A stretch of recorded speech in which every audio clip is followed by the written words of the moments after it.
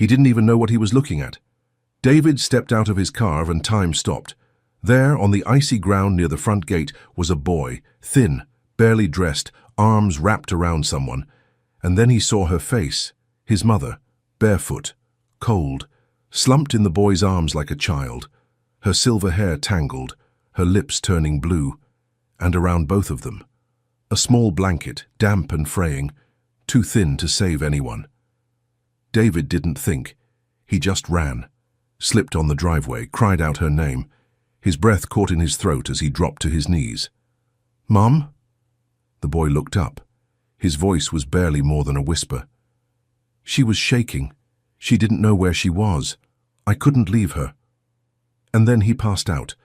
That's when David felt something break inside of him. David Scott was a billionaire, CEO, powerhouse, feared in every boardroom from London to New York. But that morning, as he held his unconscious mother in one arm and a homeless teenage boy in the other, none of it mattered. Not the mansion behind him, not the empire he'd built, not the money, the titles, the life he thought was secure. All that remained was a question. How did this happen? How did a boy with nothing risk everything to save the one person David should have protected? How did a stranger in the snow end up doing what a son could not? And why did it feel like God had sent him? Before we begin this story, please pause for just a moment. If you've ever felt forgotten, if you've ever questioned where God was in the middle of your storm, or if you've ever seen love show up in the most unexpected place, then this story is for you. Click subscribe, like this video, and tell us where in the world you're watching from. Because sometimes God sends angels in rags, and sometimes they're the ones who save us. The ambulance lights hadn't arrived yet. There was only the sound of wind, thick, sharp, and bitter against David's skin. He couldn't stop shaking, not from the cold, but from the sight of it. His mother's feet were purple, not bruised, frozen. Her nightgown was stuck to her legs, the hem caked in frost. She wasn't moving except for the shallow rise and fall of her chest, barely breathing. And this boy, this stranger, was still wrapped around her, as if protecting her from a world that had already taken too much. David's knees hit the ground with a thud. His hand reached for her wrist, ice cold, but her pulse was there. Faint. The boy didn't speak. He couldn't. His head drooped against Margaret's shoulder, lips cracked, eyes half closed.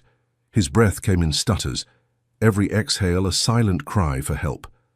David had no idea who he was, but something about the way the boy held her, gentle, desperate, made David's heart twist in ways he didn't understand yet. He tore off his coat and wrapped it around both of them. Then he reached for his phone, fingers trembling, voice unsteady. "Emergency. 2 people. Hypothermia. My mother, a teenage boy. Send someone now, please." The call ended. Seconds passed like hours. He tried to lift his mother, but her limbs were stiff. So he stayed on the ground, one arm around her, one arm around the boy.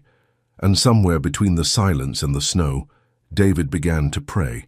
He hadn't prayed in years, not since his father's funeral, not since he stopped believing that God still paid attention to people like him, people who chose money over meaning, deals over dinners, success over family. But now none of that mattered. He whispered it like a confession. "God, please don't take her, not like this." The boy let out a soft groan, almost inaudible. David leaned closer. "She was lost," the boy rasped. She didn't know where she was.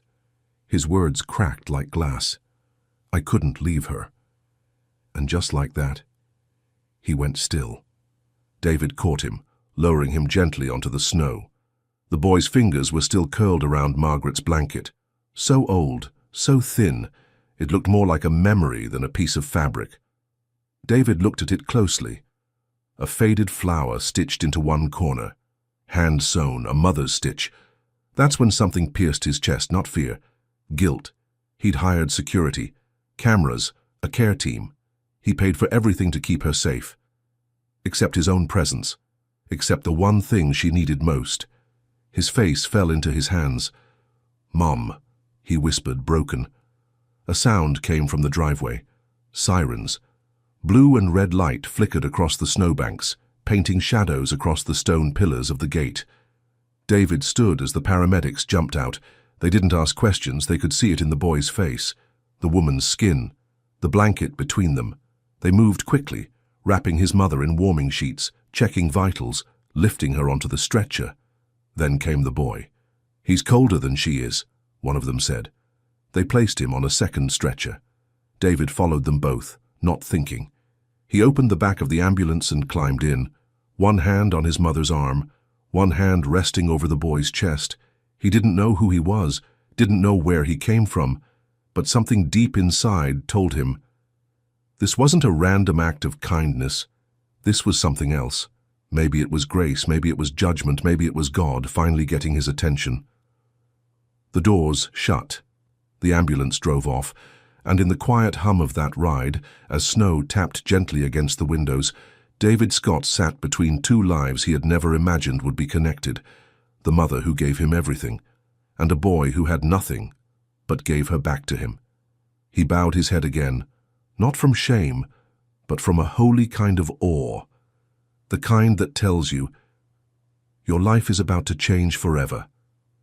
Christopher hadn't spoken again, but his silence said enough. And as the ambulance sped toward the hospital, David's mind wasn't on meetings, it wasn't on money. It was on a question he couldn't stop hearing. Who is he? And somehow, he already knew. This boy wasn't here by accident. The wind cut through the alley like a blade. Christopher pulled his mother's blanket tighter around his shoulders, though the truth was it hadn't held in warmth for years. It just reminded him of her. The fabric was thin now, patched in two corners, with the smell of old soap still clinging to it. He hadn't slept. There wasn't anywhere safe to. Not really. Not when your last roof was a broken-down boarding house and your name wasn't on any lease. He'd been evicted that morning. Quietly. Without a scene. Just a soft apology from the landlord who'd looked tired of feeling sorry for him. "I gave you a few extra days, kid, but I've got a business to run." Christopher didn't argue. He just nodded, took the few things he owned, a backpack, a water bottle, 2 shirts and that old blanket, and stepped out into the cold. The sun was still low in the sky then, the kind of December morning where the cold settles into your bones before you've even taken your first step. He walked for hours, hands deep in his pockets, hood pulled low. He passed diners where people were laughing over pancakes, walked by warm houses with wreaths in the windows. He saw fathers helping their kids build snowmen, steam rising from mugs on porches. He didn't hate them. He didn't feel envy. Mostly, he felt invisible. At one point, his stomach cramped from hunger. He reached into his pocket and felt the last 2 bills he had, $3, wadded and damp from the snow. He could have gone to a fast food place, but he didn't want to sit there under fluorescent lights pretending to belong. So he kept walking. His path took him into one of the wealthier neighborhoods on the edge of town. Big stone houses, electric gates, driveways longer than some streets. He didn't mean to end up there. He just followed the quiet. And then he heard something, a sound carried faintly on the wind, crying, fragile, frightened. He stopped. It came again, a woman's voice, lost, disoriented. He followed it down a narrow path between 2 hedges toward the side gate of a large estate. And there she was, an elderly woman, standing in the snow. Her nightgown clung to her thin frame. Her hands trembled around a photo frame. The glass cracked. She was barefoot. "Ma'am?" Christopher called out gently. She didn't respond, just looked past him like she wasn't fully there. "I have to catch the train," she whispered. "James is waiting. I'm late." Her eyes were cloudy, darting left and right, searching a world only she could see. Christopher moved slowly toward her, keeping his voice low. "What's your name?" "Margaret," she said after a pause. "I think." He stepped closer. She didn't flinch, but she looked so small, so fragile, like the wrong gust of wind might blow her over. "You're cold," he said softly. "Let me help you." She nodded, almost like a child being told it was time to go home. He took off his jacket and draped it around her shoulders. Then he unwrapped the blanket from his own body and held it over both of them. "Where do you live, Margaret?" She looked around, lost. "Somewhere close, I think. But it doesn't feel right. Nothing feels right." He thought about calling someone. But who? He had no phone. And even if he did, he'd learned the hard way that people like him didn't get the benefit of the doubt. A black teenager with no address and no ID, found alone with an elderly white woman who couldn't explain who he was. That didn't end well. Ever. He couldn't risk the police. But he also couldn't leave her. So he did the only thing that felt right. He stayed. He helped her walk to a small alcove near the front gate. Stone walls on 3 sides, just enough to block the wind. He sat down first, then helped her sit beside him. He wrapped the blanket around their shoulders and held her close, trying to give her what warmth he could. For hours they sat like that, huddled together, breathing into the cold. He told her stories about his mum, how she used to make pancakes on Sunday mornings, how she'd sing while washing dishes, off-key but full of joy, how she used to say, "Being poor ain't the worst thing. Being cruel is." Margaret didn't always respond, but sometimes she smiled. And just before her eyes began to close, she whispered, "You're good. Your mother would be proud." Christopher swallowed hard. "I promised her I'd stay kind," he said quietly, "even when the world wasn't." He tightened the blanket around her shoulders, and then he closed his eyes. Not because he was tired, but because there was nothing else he could do, except stay. Snow fell quietly around them, covering the blanket, the alcove, the photo frame in her hands. And in the silence between them, something holy was happening, though no one else saw it yet. God had already begun the rescue. The snow didn't stop. It fell heavy now, thick and fast, brushing against Christopher's face like icy fingers. He blinked it away, but his eyelashes were starting to freeze.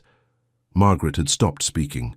She was curled against him in the alcove, her body growing stiller by the minute, her breath shallow, her hands limp. He'd wrapped the blanket around both of them as tightly as he could, tucking it under her legs, under her back. Still, she shivered.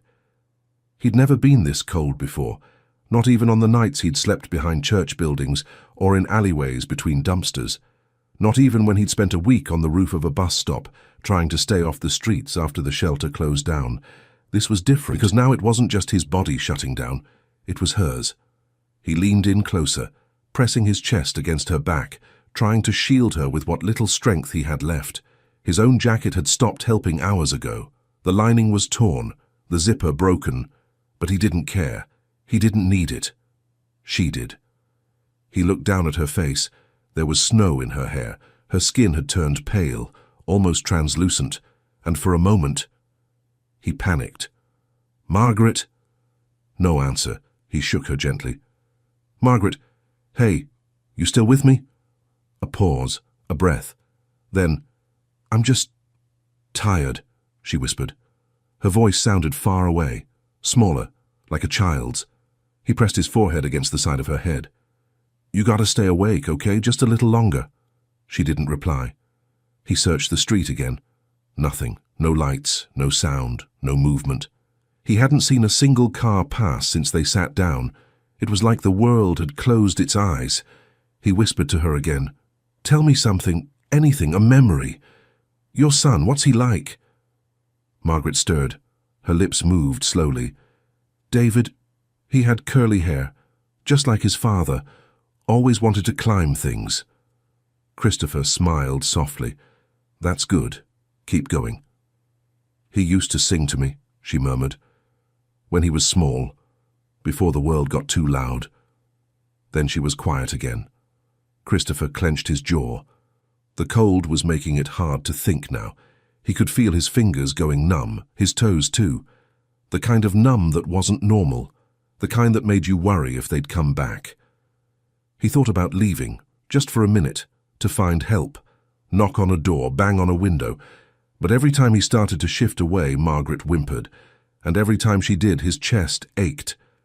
He couldn't leave her. She was someone's mother. She was his mother, in a way that only made sense in moments like this.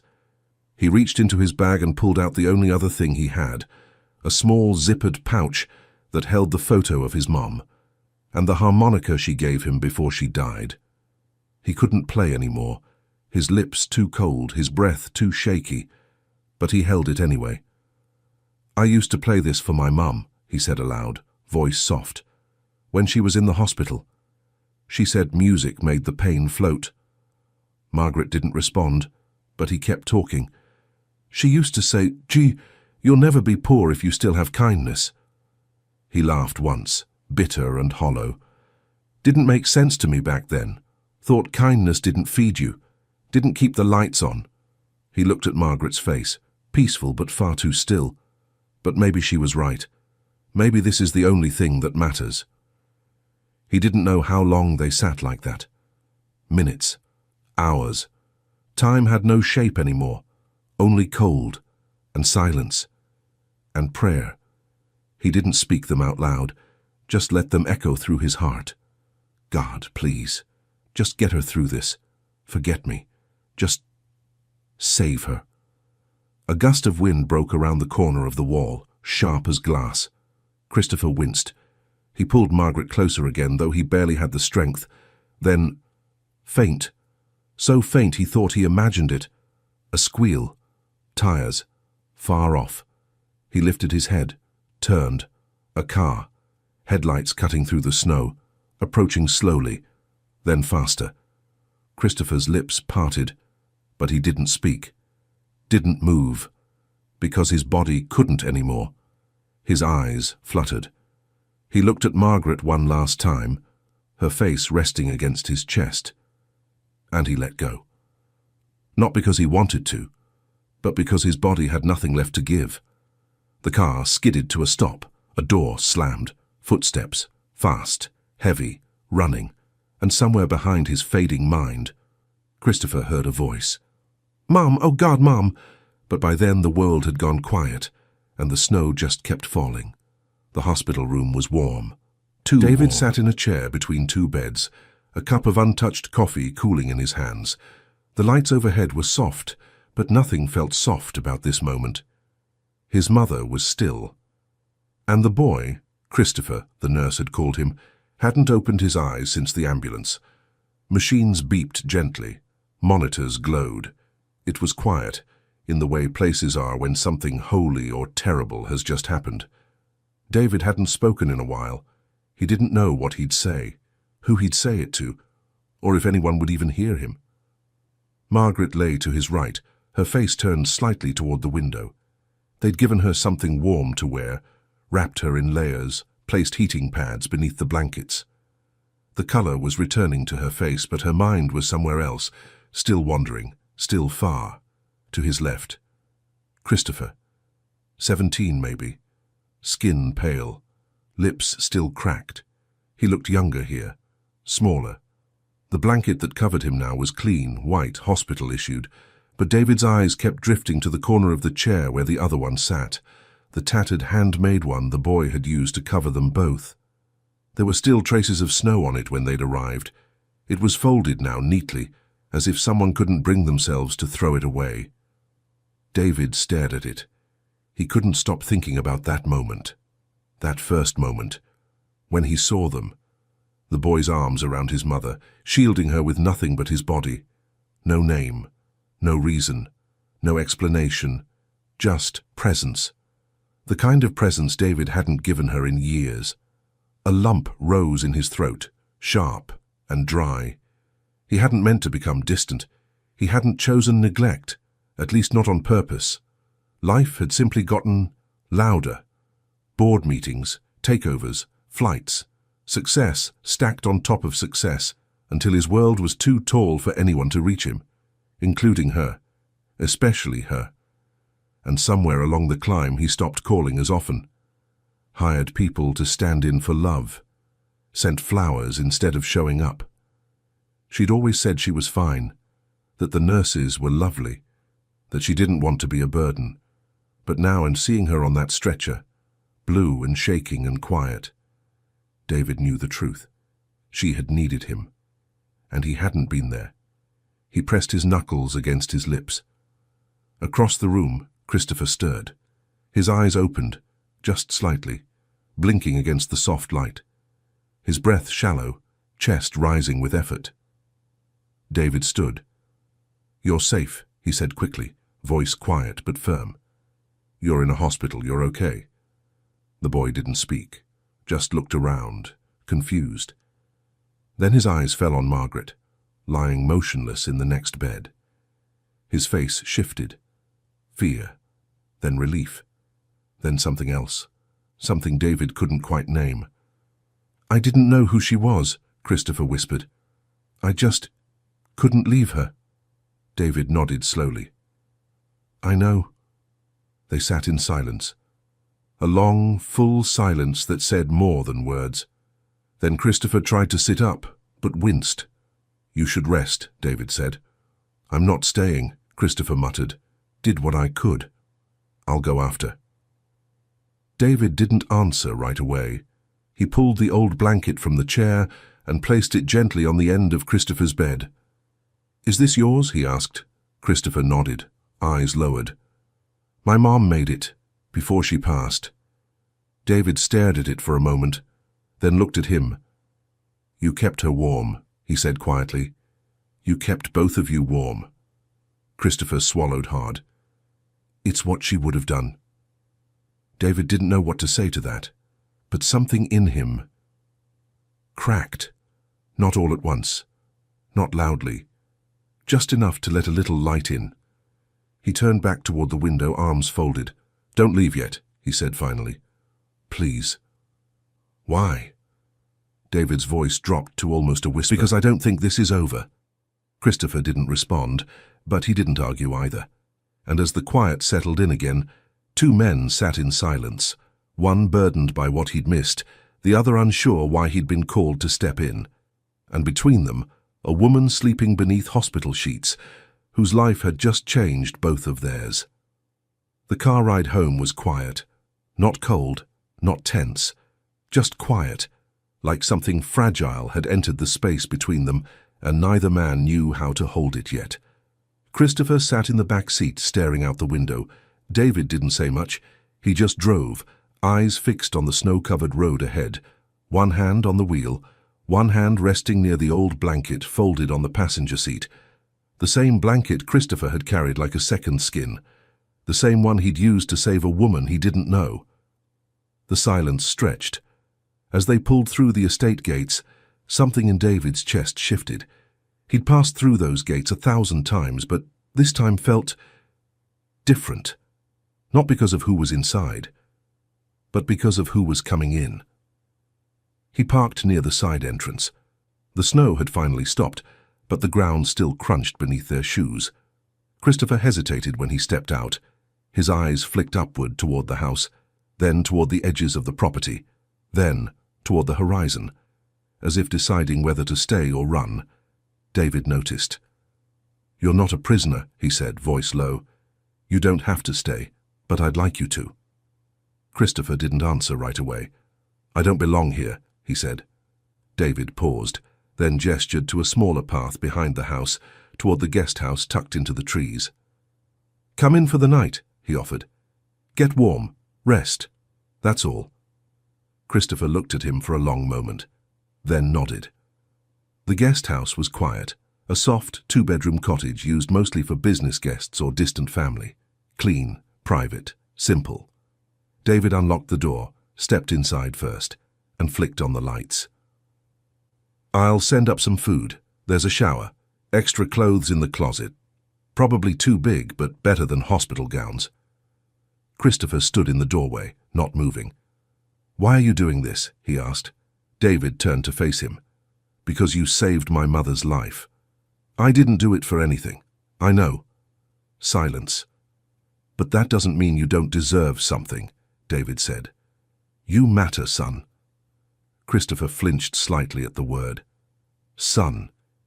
He hadn't heard it in a while, not in a way that meant anything. He looked down, his voice quieter now. "People only let me stay when they want something." David shook his head. I don't want anything. He reached into his coat pocket, pulled out the folded blanket and placed it on the couch gently, like something sacred. Your mother made this? He asked. Christopher nodded once. She used to say. He paused, then finished, barely audible. Even if the world forgets you, God won't. David sat down slowly across from him. I think she was right. The silence settled again, but this time it wasn't heavy.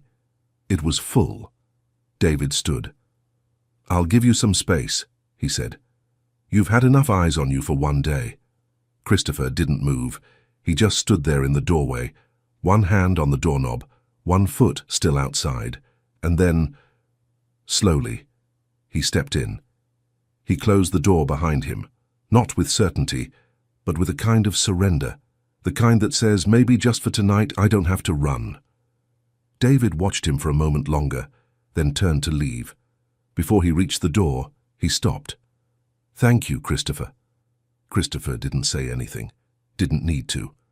That night in the quiet of the guest house, Christopher sat on the edge of the bed, blanket in his hands, unsure if he was still dreaming. And in the silence, David stood alone in the hallway outside, one man wondering if he could give someone a home, the other wondering if he could ever belong to one again.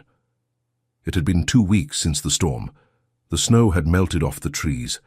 The air was still cold, but calmer now. There was sun most days, the kind that didn't bring warmth, but reminded you it might come back. Christopher hadn't left the guest house. David hadn't asked him to. There were fresh clothes in the drawers, food on the counter. Tutors came by once just to test the waters. No one pushed, no one pressured. But every morning, Margaret would ask the same question from her armchair by the window. Is he still here?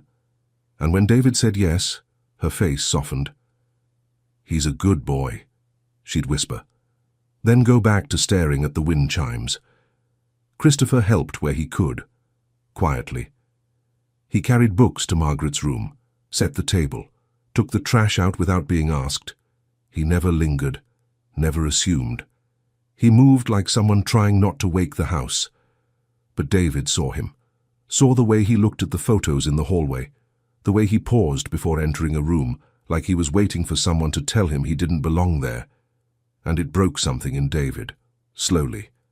So one afternoon, he knocked on the guest house door and stepped inside with 2 mugs of coffee. Christopher was seated on the floor, hunched over a notebook. Working on something? David asked. Christopher shrugged. Just writing. David handed him the coffee, sat across from him on the rug.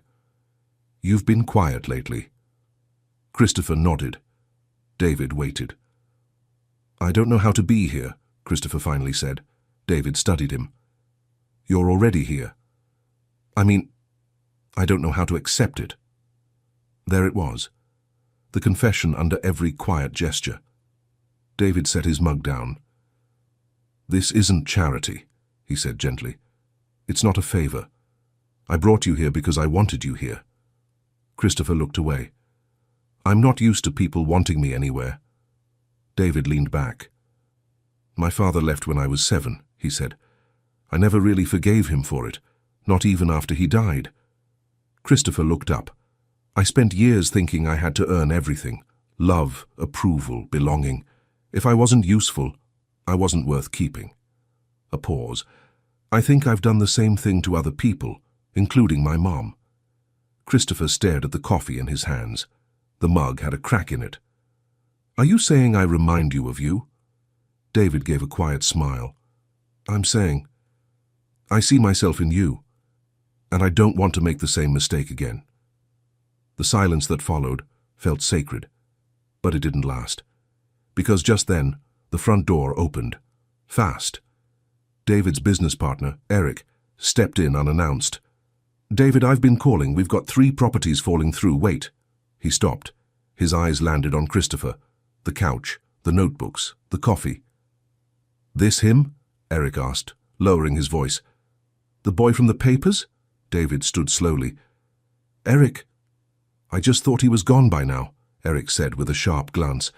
Didn't realize we were running a shelter now. The room fell cold. Christopher's eyes dropped.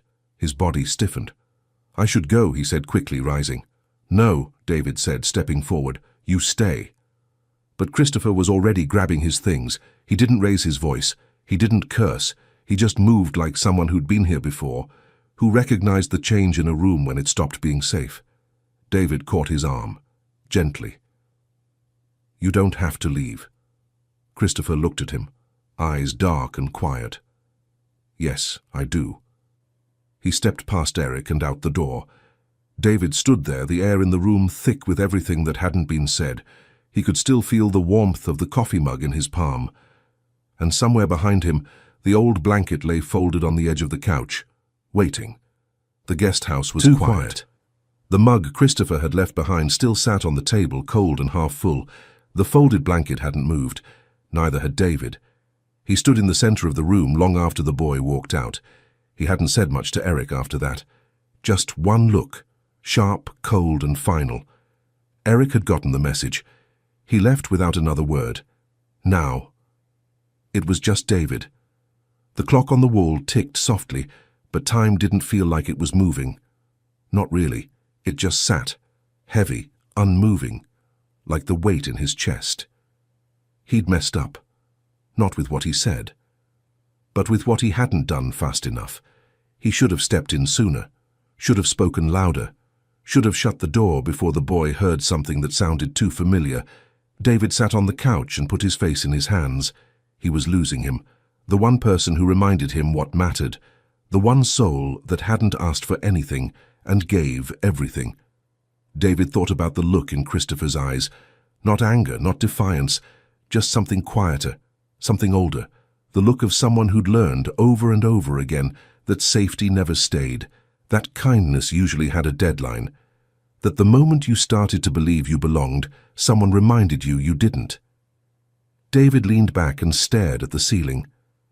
How do you rebuild trust when you barely know how to hold it? He stood slowly, crossed the room and picked up the blanket, ran his fingers over the stitches in the corner. He remembered what Christopher had said the night he arrived. She made this, before she passed. Something about that line stayed with him, not just the grief but the care, the memory sewn into every thread. David folded it carefully, then held it to his chest, and for the first time in years he whispered something that sounded like a prayer. Later that evening the estate was quiet. Margaret sat near the window, holding a cup of tea with both hands.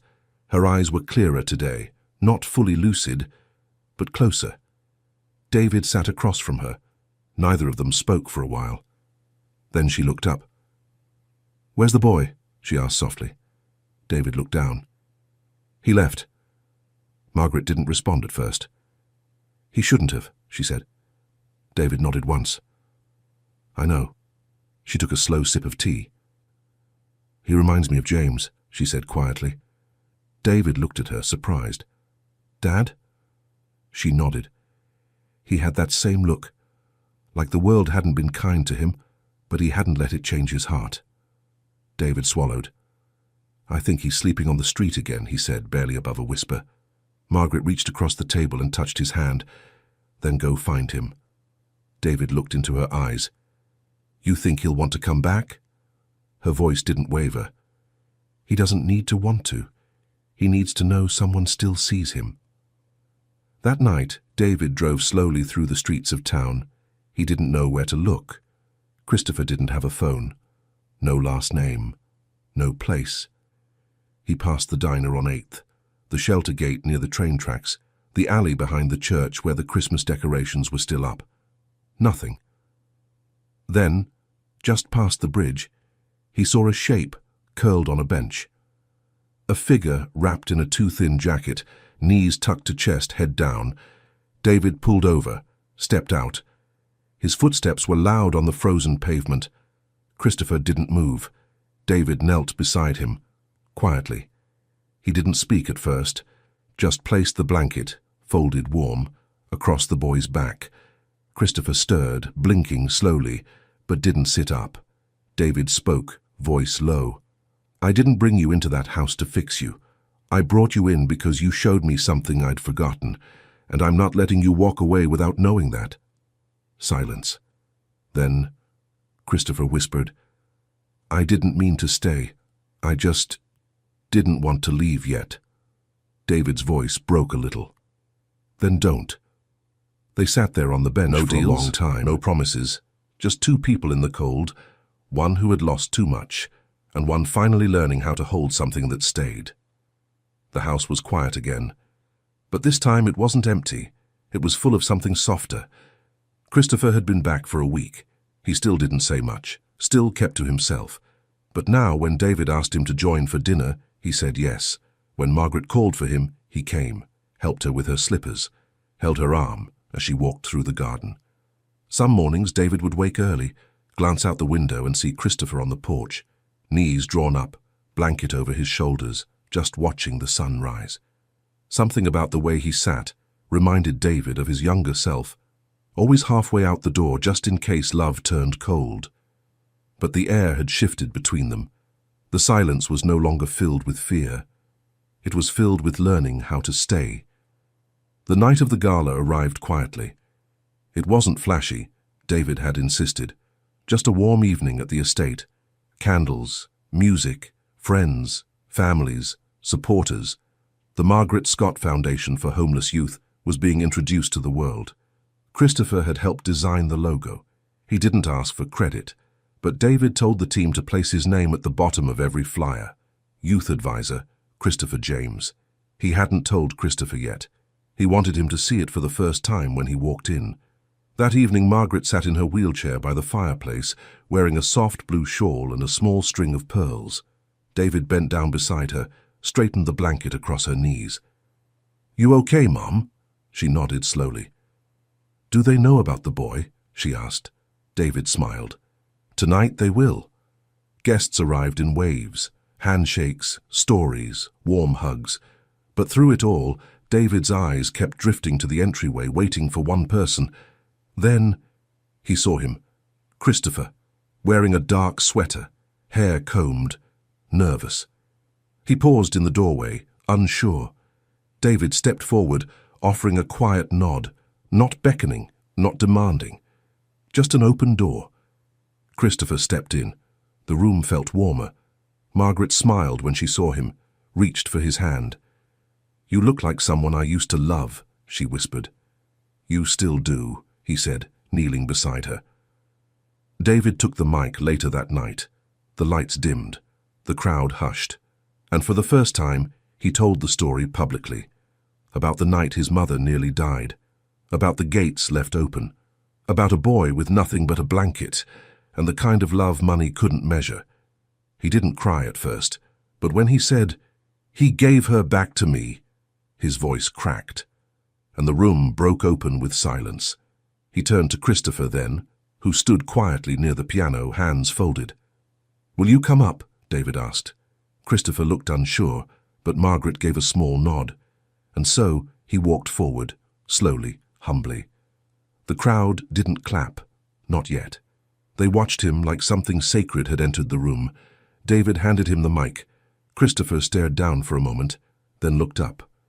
"I didn't know who she was," he said softly, "but I knew she was cold and scared, and I couldn't walk away."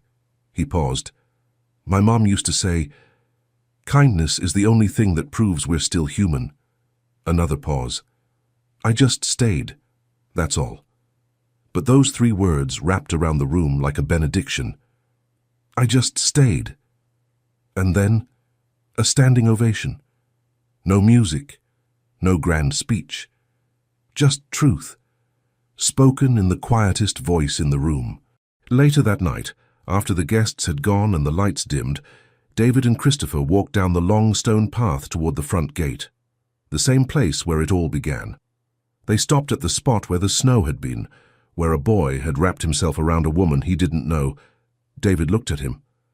"Everything changed here," he said. Christopher looked up at the stars. "Because I didn't walk away." 2 years later, the house felt different, quieter in some ways, fuller in others. The walls no longer echoed with silence. They held memories now, laughter, music, conversations at the dinner table that didn't rush. Margaret had passed away one morning in spring. The cherry blossoms had just started to bloom. Christopher had been the one sitting beside her bed, holding her hand, reading aloud from her favorite poetry book. She'd opened her eyes only once that morning, looked at him, then at David, and whispered, "You both came back to me." Those were her last words. She passed with peace on her face, with love on both sides of her, and with a life redeemed, not through wealth or achievement, but through presence. Christopher didn't move back into the guest house after that. He stayed in the main house, not because David asked him to, but because by then it felt like home. He still carried the blanket, the one his mother had made, still folded it every night, still kept it close, but now it rested beside textbooks, not under bridges. Christopher had enrolled in college, studying social work. "I want to be the one who sees people," he told David one day, "the way nobody used to see me." He volunteered at the youth shelter every weekend, helped kids find their feet, taught them how to open bank accounts, how to speak up, how to stay kind, even when the world wasn't. The staff at the foundation called him Mr. James, but most of the kids just called him Chris. They trusted him, not because of his title, but because of his story. On the anniversary of that night, the one that changed everything, David and Christopher drove to a small cemetery just outside town. They didn't speak much, just walked together to a modest stone beneath an old oak tree. Margaret Scott, beloved mother. Kindness is the proof of love. David knelt down first, placed a single rose. Christopher stood beside him, holding something in his hands, a harmonica, the last thing his mother ever gave him. He hadn't played it since the night he nearly froze to death, but today he did. He sat on the grass, eyes closed, breath slow, and played Amazing Grace. Soft, broken, full, the wind barely moved. The world just listened. David didn't speak, didn't wipe his tears. He just sat beside him, shoulder to shoulder. When the song ended, they stayed there for a while. Two lives that had once lived on opposite sides of a locked gate, now bound by something that didn't need words. Back at the foundation, a new boy arrived that evening, maybe 14, thin, quiet, hands buried in the sleeves of an oversized hoodie. He stood near the door, eyes darting between strangers. Christopher saw him from across the room. He walked over slowly, not with authority, but kneeled down to his level, offered his hand. "Hey," he said, "I'm Chris." The boy didn't answer. "That's okay," Chris said gently. "You don't have to talk yet." He stood and gestured down the hallway. "Come on, you're safe here." The boy hesitated, then followed. Some stories begin with a miracle. Ours began with a blanket, torn at the edges, threadbare, but wrapped in love. It was never about rescue. It was always about staying, when it was hard, when it was cold, when no one else stopped. Christopher James stayed. And because he did, a woman lived, a billionaire found his soul, and 100 more found a home. One act of kindness can change a life. Sometimes it changes two, and sometimes it saves them all. And if this story touched something in you, if it reminded you that kindness still matters, that broken people can become blessings, and that love still finds its way home, then stay with us.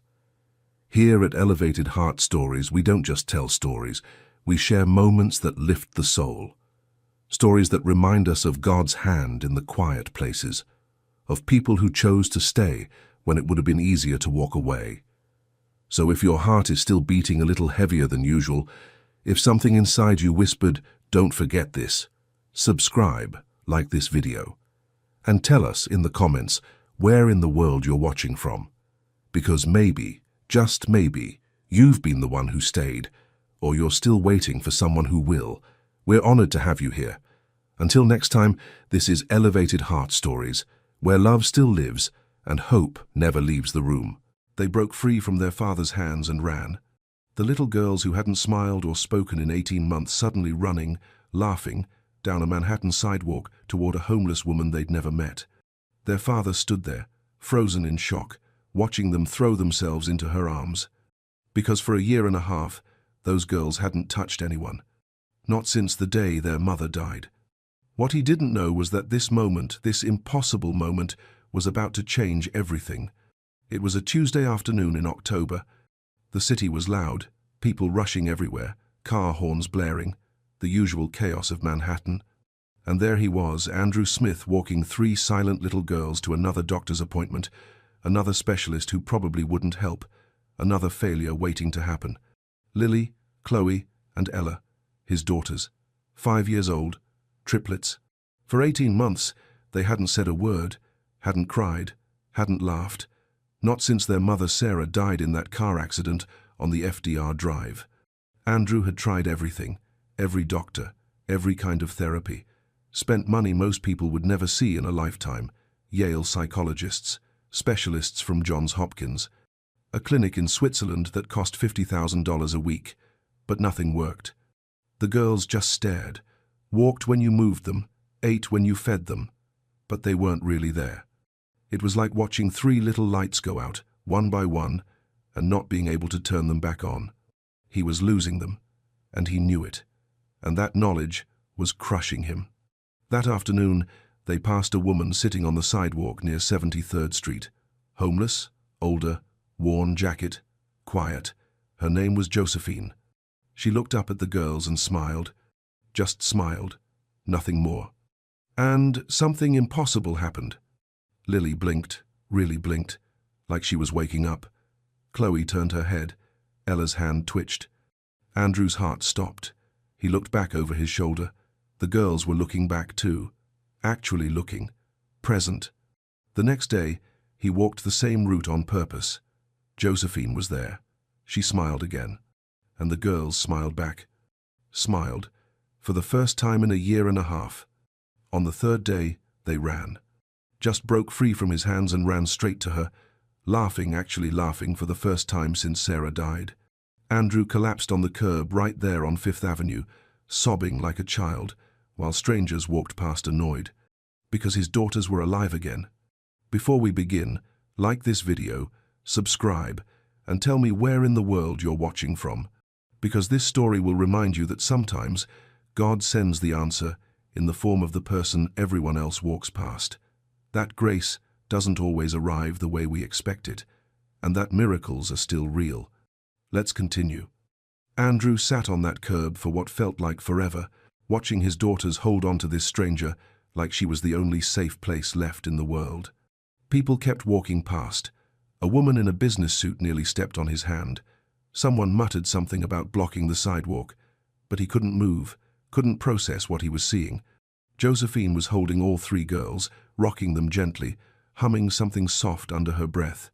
The girls had their faces buried in her jacket, and they were making sounds, little happy sounds, he hadn't heard since Sarah was alive. Finally, he stood up, walked over slowly, like approaching something fragile that might break if he moved too fast. "I'm sorry," he said, his voice still shaking. "I'm Andrew Smith. These are my daughters." Josephine looked up at him.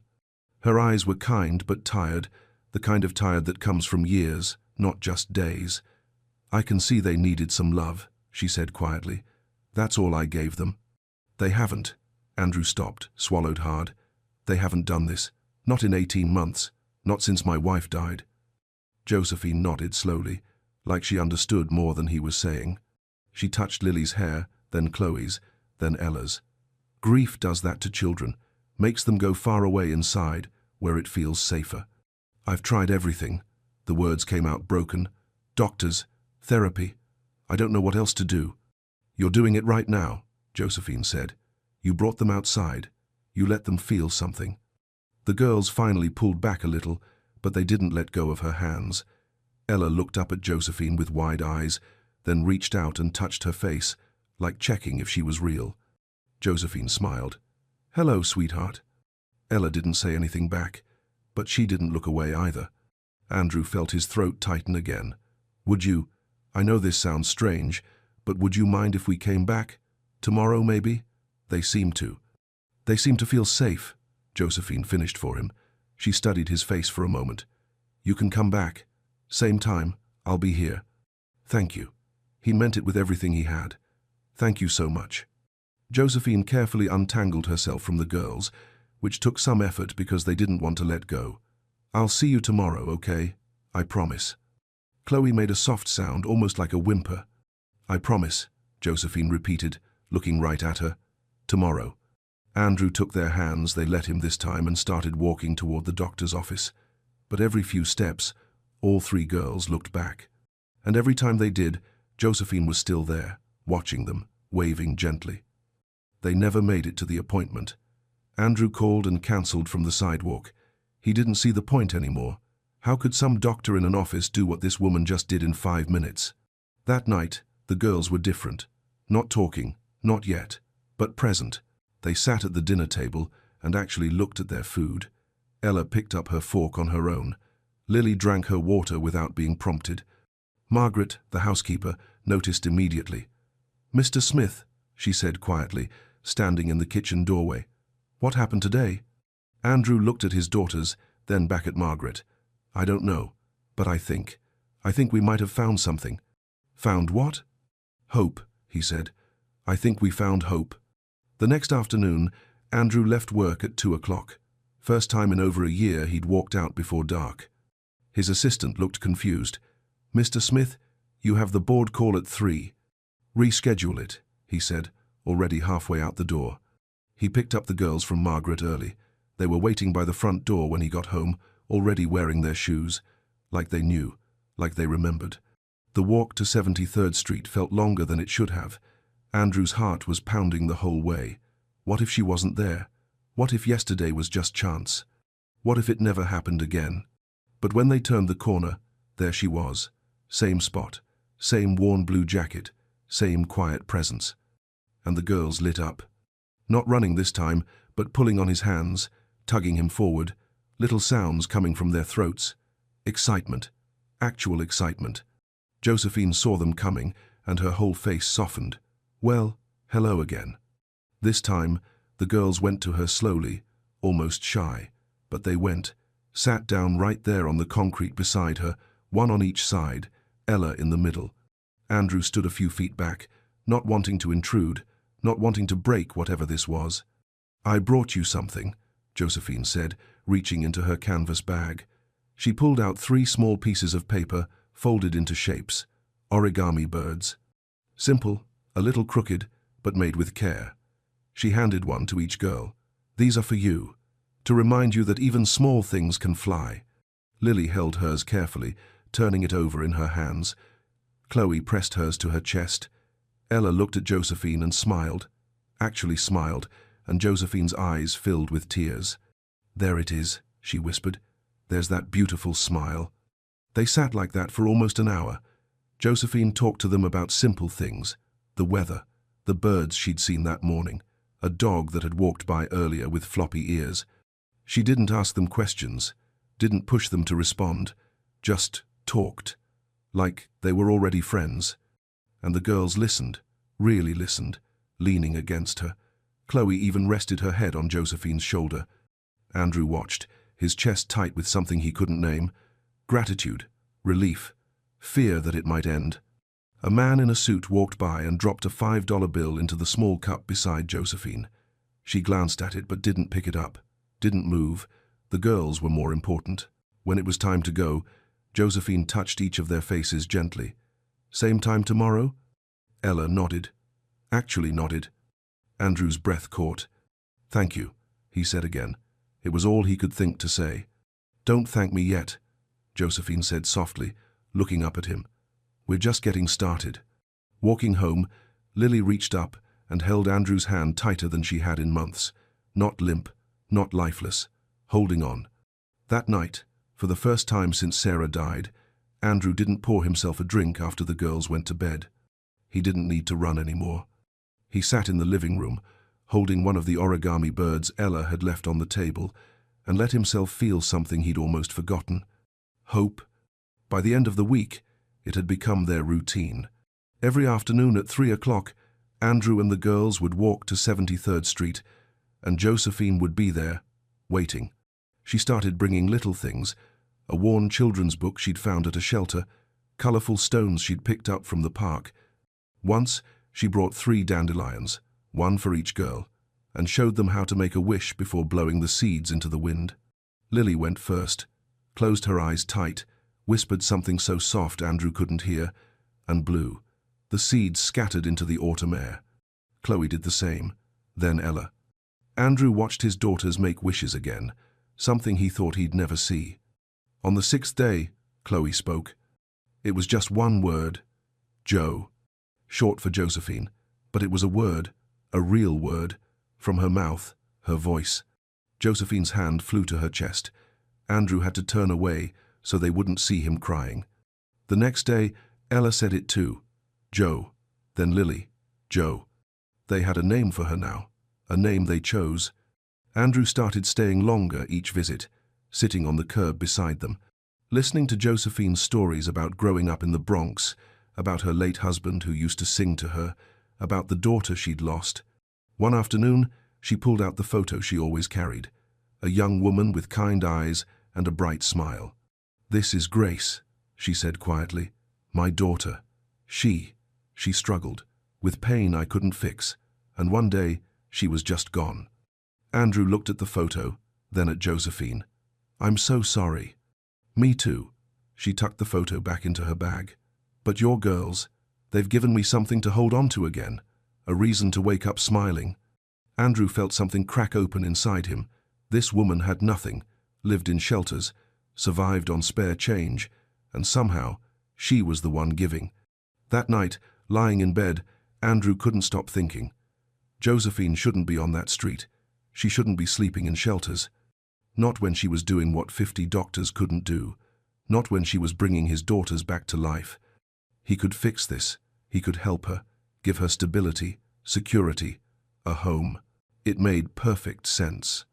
The next afternoon, after the girls had been sitting with Josephine for an hour, after they'd laughed at a story she told about a pigeon stealing someone's sandwich, Andrew asked Margaret to take the girls for ice cream down the block. "Just for a few minutes," he said. The girls hesitated, but Josephine smiled. "Go on, sweethearts. I'll be right here." When they were gone, Andrew sat down beside her. "Josephine, I need to talk to you about something." She looked at him, her expression unreadable. "What you're doing for my daughters, it's a miracle. I don't know how else to say it. You've given them back to me." He paused, choosing his words carefully. "I want to hire you, officially, $10,000 a month, health insurance. I'll find you an apartment, cover your rent, all your expenses. You won't have to sleep in shelters anymore. You won't have to—" "Stop." Her voice was quiet but firm. Andrew blinked. "I'm trying to help." "No." Josephine stood up, slowly, her joints stiff. "You're trying to buy me." "That's not. You think you can put a price on what those girls need." Her eyes weren't angry. They were sad, disappointed. "I came to them with love, Mr. Smith, not because someone was going to pay me. I don't want your money. I don't want to be another person on your payroll."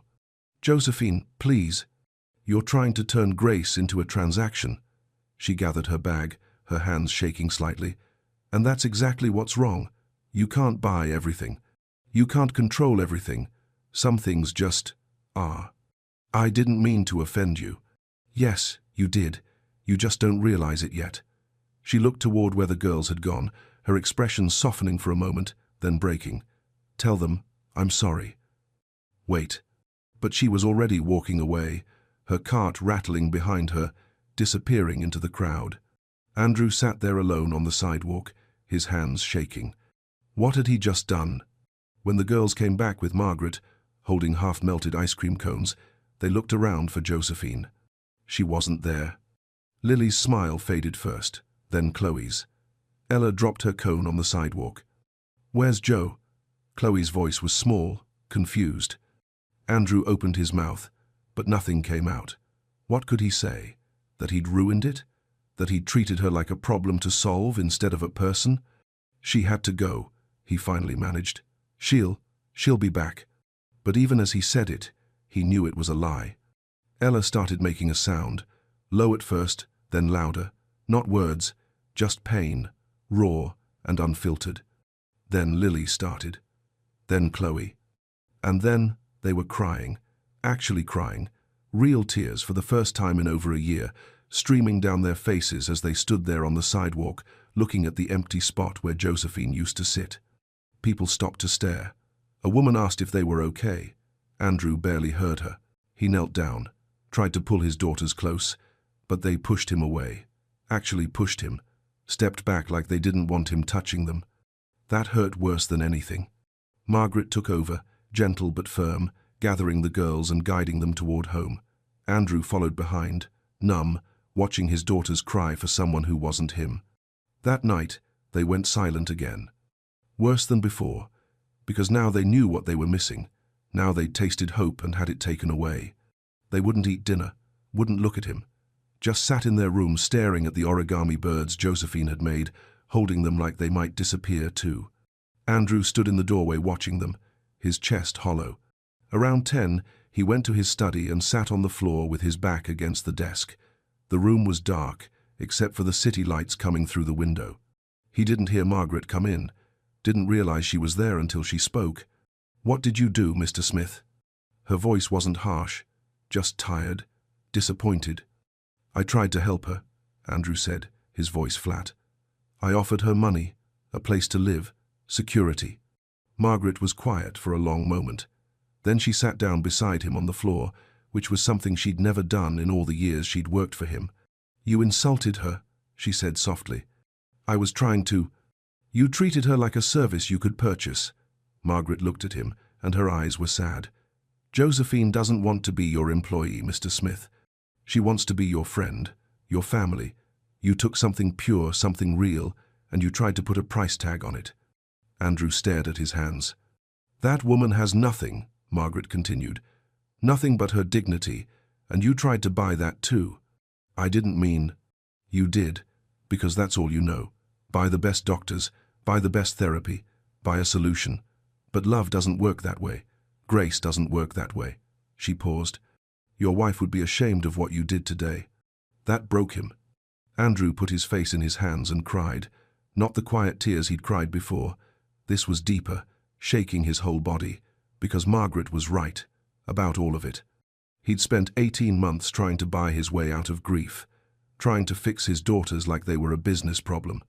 And the one person who actually reached them, who loved them without wanting anything he treated like hired help. "How do I fix this?" he whispered. Margaret stood up slowly. "Not with your wallet, Mr. Smith. You're going to have to do something you haven't done in a very long time." "What?" "Humble yourself. Get on your knees if you have to, and ask for forgiveness." Andrew didn't sleep that night. He sat in the girls' room watching them. They'd finally fallen asleep, but their faces were still tight, even in rest, little fists clutching those paper birds. Around 3 in the morning, he made a decision. The next day, he cancelled everything, every meeting, every call, every commitment. "Tell them I'm unavailable," he told his assistant. "Indefinitely." She looked shocked. Andrew Smith didn't cancel things. He lived for work. But not anymore. He started searching that morning, went back to 73rd Street first. Josephine wasn't there. Asked the bodega owner on the corner if he'd seen her. "The lady with the cart? Nah, man, not today." Andrew walked 10 blocks, checking every corner, every alley. Nothing. He thought about what Margaret had said, that Josephine lived in shelters, so he started calling them, made a list, wrote down addresses. By noon, he'd been to 3 different shelters in Midtown. No one had seen her. At the 4th one, a woman at the front desk recognized her name. "Josephine Baker? Yeah, I know her. Sweet lady. But she hasn't been here in a couple days." "Where else does she stay?"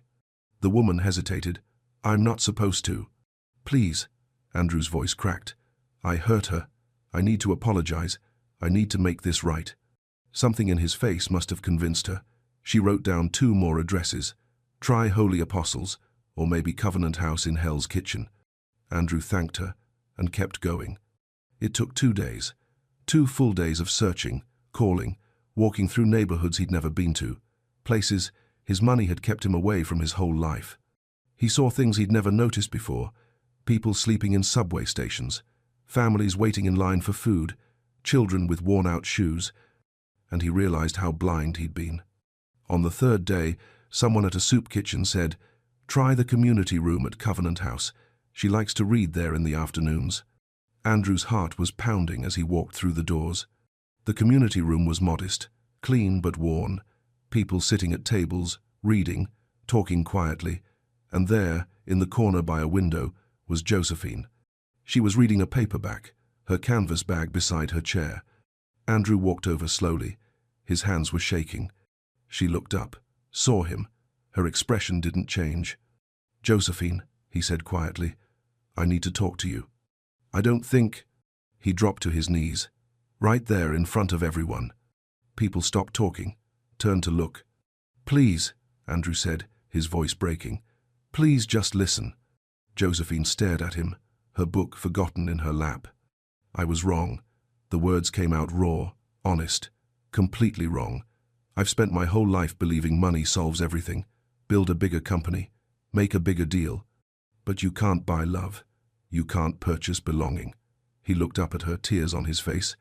"I treated you like a problem to solve, like something I could hire. And I'm ashamed." Josephine's eyes softened, but she stayed quiet. "My daughters need you," Andrew continued. "Not because I'm paying you, but because you chose to love them, because you saw them when everyone else just walked past." His voice dropped to a whisper. "And I need you. I need to learn what you know, how to love without controlling, how to give without expecting." He took a shaky breath. "I'm not offering you a job, Josephine. I'm asking if you'll be part of our lives, as family, as a friend, not as someone who works for me, just as someone who belongs." The room was completely silent now. Josephine looked at him for a long time, studying his face, his tears, his brokenness. Then she reached down and touched his shoulder. "Get up, Andrew." She used his first name. That small thing felt like grace. He stood, waiting, barely breathing. "I'll come back," she said quietly, "but on one condition." "Anything?" "I'm not staff. I'm not help. I'm family." Her voice was firm but kind. "That means I sit at your table, not in the kitchen. It means the girls call me whatever they want. It means you don't get to control this with contracts or money. Are we clear?" "Crystal clear," Andrew whispered. "And one more thing." Josephine stood up, looking him straight in the eye. "You stop running from your grief. You stop hiding in work. Those girls need a father who's present. Not perfect, just present." Andrew nodded, unable to speak. "When can you come?" he finally asked. Josephine picked up her bag. "Right now. Let's not waste any more time." The ride back to the penthouse was quiet. Andrew sat in the front of the car, Josephine in the back. Neither of them spoke much. What was there to say? Everything had already been said on the floor of that community room. But as they got closer, Andrew felt his chest tightening. What if it didn't work? What if too much time had passed? What if the girls had shut down so completely this time that even Josephine couldn't reach them? "They might not," he started, then stopped. Josephine looked at him through the rearview mirror. "They will," she said simply, like she knew something he didn't. When they pulled up to the building, Andrew's hands were shaking so badly he could barely open the door. Margaret met them in the lobby. Her eyes went straight to Josephine, and something like relief washed over her face. "Thank God," she whispered. "Where are the girls?" Andrew asked. "Upstairs, in their room. They haven't come out all day." The elevator ride felt like forever. Andrew kept glancing at Josephine, looking for reassurance, but she just stood there, calm and steady, holding her canvas bag. When they reached the penthouse, Margaret opened the door quietly. The apartment was silent. Andrew's heart sank. That terrible, suffocating silence that had filled this place for 18 months. It was back. "Let me," Josephine said softly. She walked toward the girls' room slowly. Andrew and Margaret followed a few steps behind, not wanting to intrude but unable to stay away. The door was half open. Inside, all three girls were sitting on the floor by the window, still holding those paper birds. They weren't playing, weren't moving, just sitting there, staring at nothing. Josephine stepped into the doorway, and Lily saw her first. Time stopped. Lily's eyes went wide, her mouth opened, and then she screamed, not in fear, in joy, and scrambled to her feet. Chloe's head snapped up. Ella turned so fast she knocked over a book. And then they ran. All three of them, running across the room, their little feet pounding on the hardwood, voices, actual voices, crying out as they crashed into Josephine all at once. She dropped to her knees and caught them. And Lily looked up at her face, tears streaming, and said it. "Josephine, we missed you." Complete sentence, clear, perfect, real. Andrew's legs gave out. He collapsed against the doorframe, his hand over his mouth, trying not to sob out loud. "We missed you so much," Chloe was saying, her words tumbling out fast, like a dam breaking. "Where did you go? Why didn't you come back?" "Don't leave again," Ella begged, her small hands gripping Josephine's jacket. "Please, don't leave again." "I won't, sweetheart. I promise. I'm here now. I'm here." Josephine was crying too, holding all three girls, rocking them gently. "I'm so sorry. I'm so sorry." Margaret stood beside Andrew, her hand on his shoulder, tears running down her face. Andrew couldn't move, couldn't breathe, could barely process what he was hearing. His daughters were speaking. After 18 months of silence, 18 months of emptiness and fear and desperate hope, they were speaking. Josephine looked up at him from the floor, surrounded by his girls, and something passed between them. Understanding, forgiveness, family. "Thank you," Andrew mouthed, but no sound came out. She nodded. She knew. The girls were talking now, all three at once, their words overlapping, incomplete thoughts spilling out like they'd been saving them up for months. "We made pictures for you." Daddy was sad. "Are you staying? Can you stay?" Josephine touched each of their faces, memorizing them, like she couldn't believe this was real either. "I'm staying. If your daddy says it's okay, I'm staying." All three girls turned to look at Andrew. He tried to speak, but his throat was too tight, so he just nodded.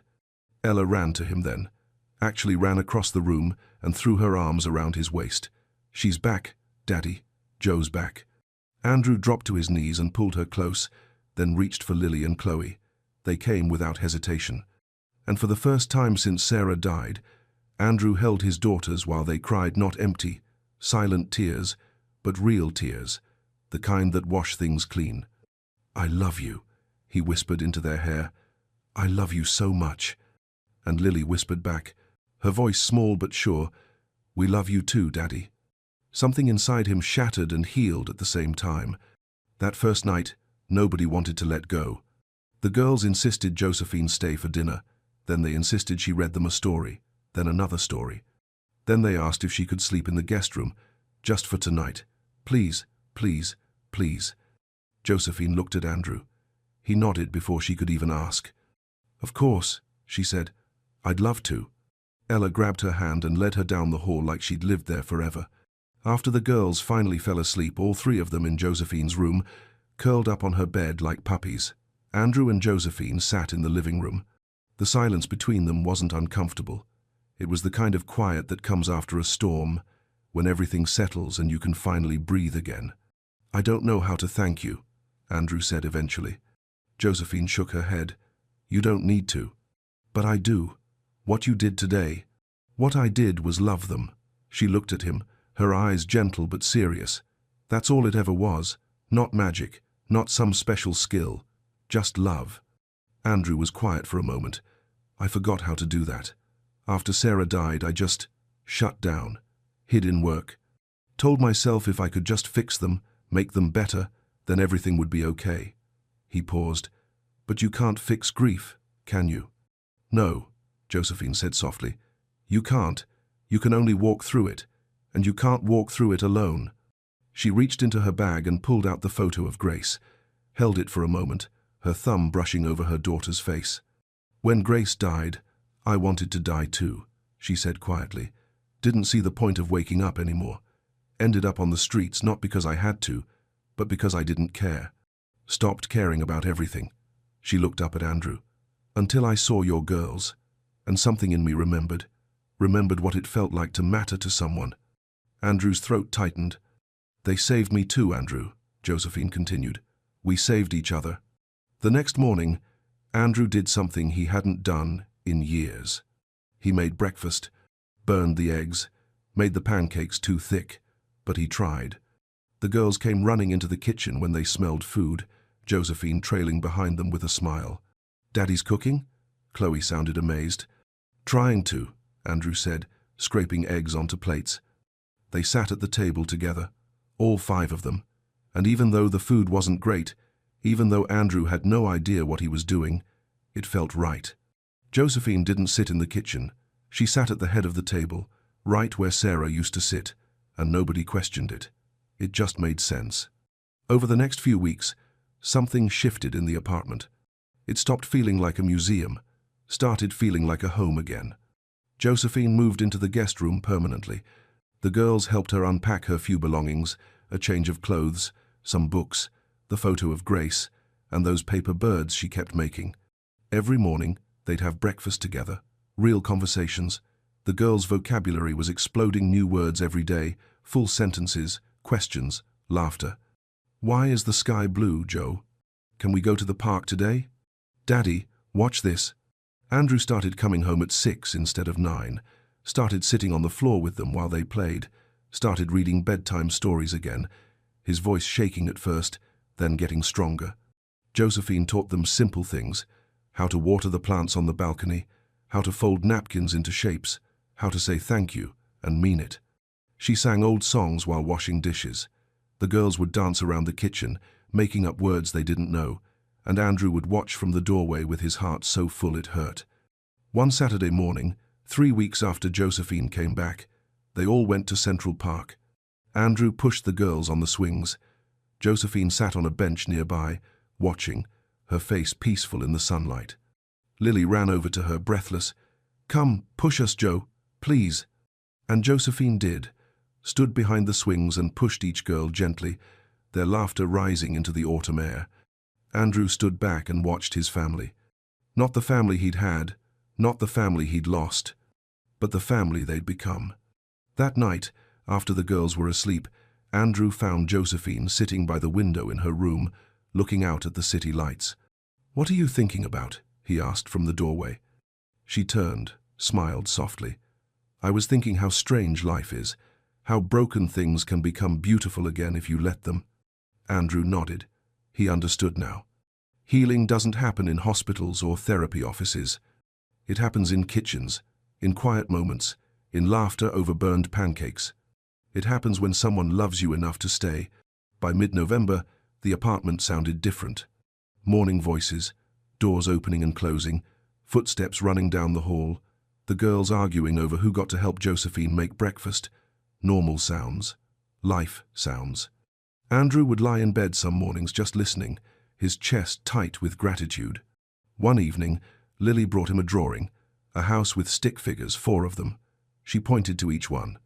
"That's you, that's me, that's Chloe and Ella." She paused, then pointed to the 4th figure. "And that's Joe. She's family now, right?" Andrew's eyes burned. "Yeah, sweetheart, she's family." Lily nodded, satisfied, and ran off. Later that week, the girls asked about Sarah.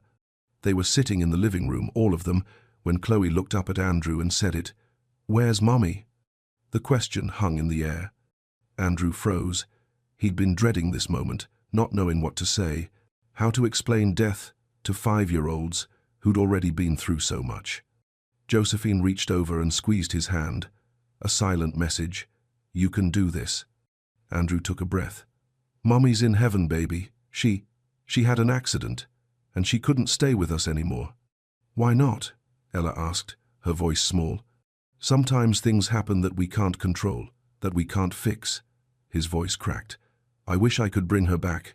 I wish that every single day." "Does she still love us?" Lily whispered. "Oh, sweetheart." Andrew pulled her close. "She loves you more than anything in the world. She's watching over you, always." "Can she see us?" Chloe asked. "I believe she can," Josephine said gently. "And I think she's so proud of you, all of you." The girls were quiet for a moment, processing. Then Ella said, "I think she sent Joe to us because she knew we needed her." Andrew looked at Josephine. Her eyes were wet. "I think you're right," he whispered. That night, After the girls went to bed, Andrew and Josephine stayed up talking. Really talking. About Sarah, about Grace, about loss and guilt and all the ways grief changes you. I blamed myself, Andrew admitted, for not being there that night, for letting her go to that event alone, for not protecting her. Grief makes us believe we had more control than we did, Josephine said. I blamed myself for Grace too. Thought if I'd loved her better, tried harder, she wouldn't have needed those drugs. But pain isn't that simple, and neither is healing. How did you survive it? Josephine looked at him for a long moment. I almost didn't, but then I realized Grace wouldn't want me to give up. She'd want me to find reasons to smile again. So I looked for small things. A kind word from a stranger, a warm day, a child's laughter. She paused. And then I found your daughters, and they gave me a reason bigger than myself. Andrew nodded, understanding flooding through him. They sat in comfortable silence, watching the city lights through the window. Thank you, Andrew said quietly, for not giving up on us. Thank you for coming back for me, Josephine replied. The weeks passed. Thanksgiving came and went, their first real family holiday. Josephine cooked a small turkey. The girls made decorations out of construction paper. Andrew attempted to bake a pie and failed spectacularly, but they ate it anyway, laughing. December arrived with the first snow. The girls pressed their faces against the windows, watching the flakes fall, their voices rising with excitement. Can we go outside? Can we build a snowman? So. Please, Daddy, please. Andrew bundled them up, hats, scarves, mittens, and they all went to Central Park together. The city was quieter in the snow, softer, like the world had gentled just for them. Josephine showed the girls how to catch snowflakes on their tongues, how to make snow angels, how to pack snow just right for building. Andrew helped them build a snowman, a lopsided, imperfect snowman with stick arms and a carrot nose.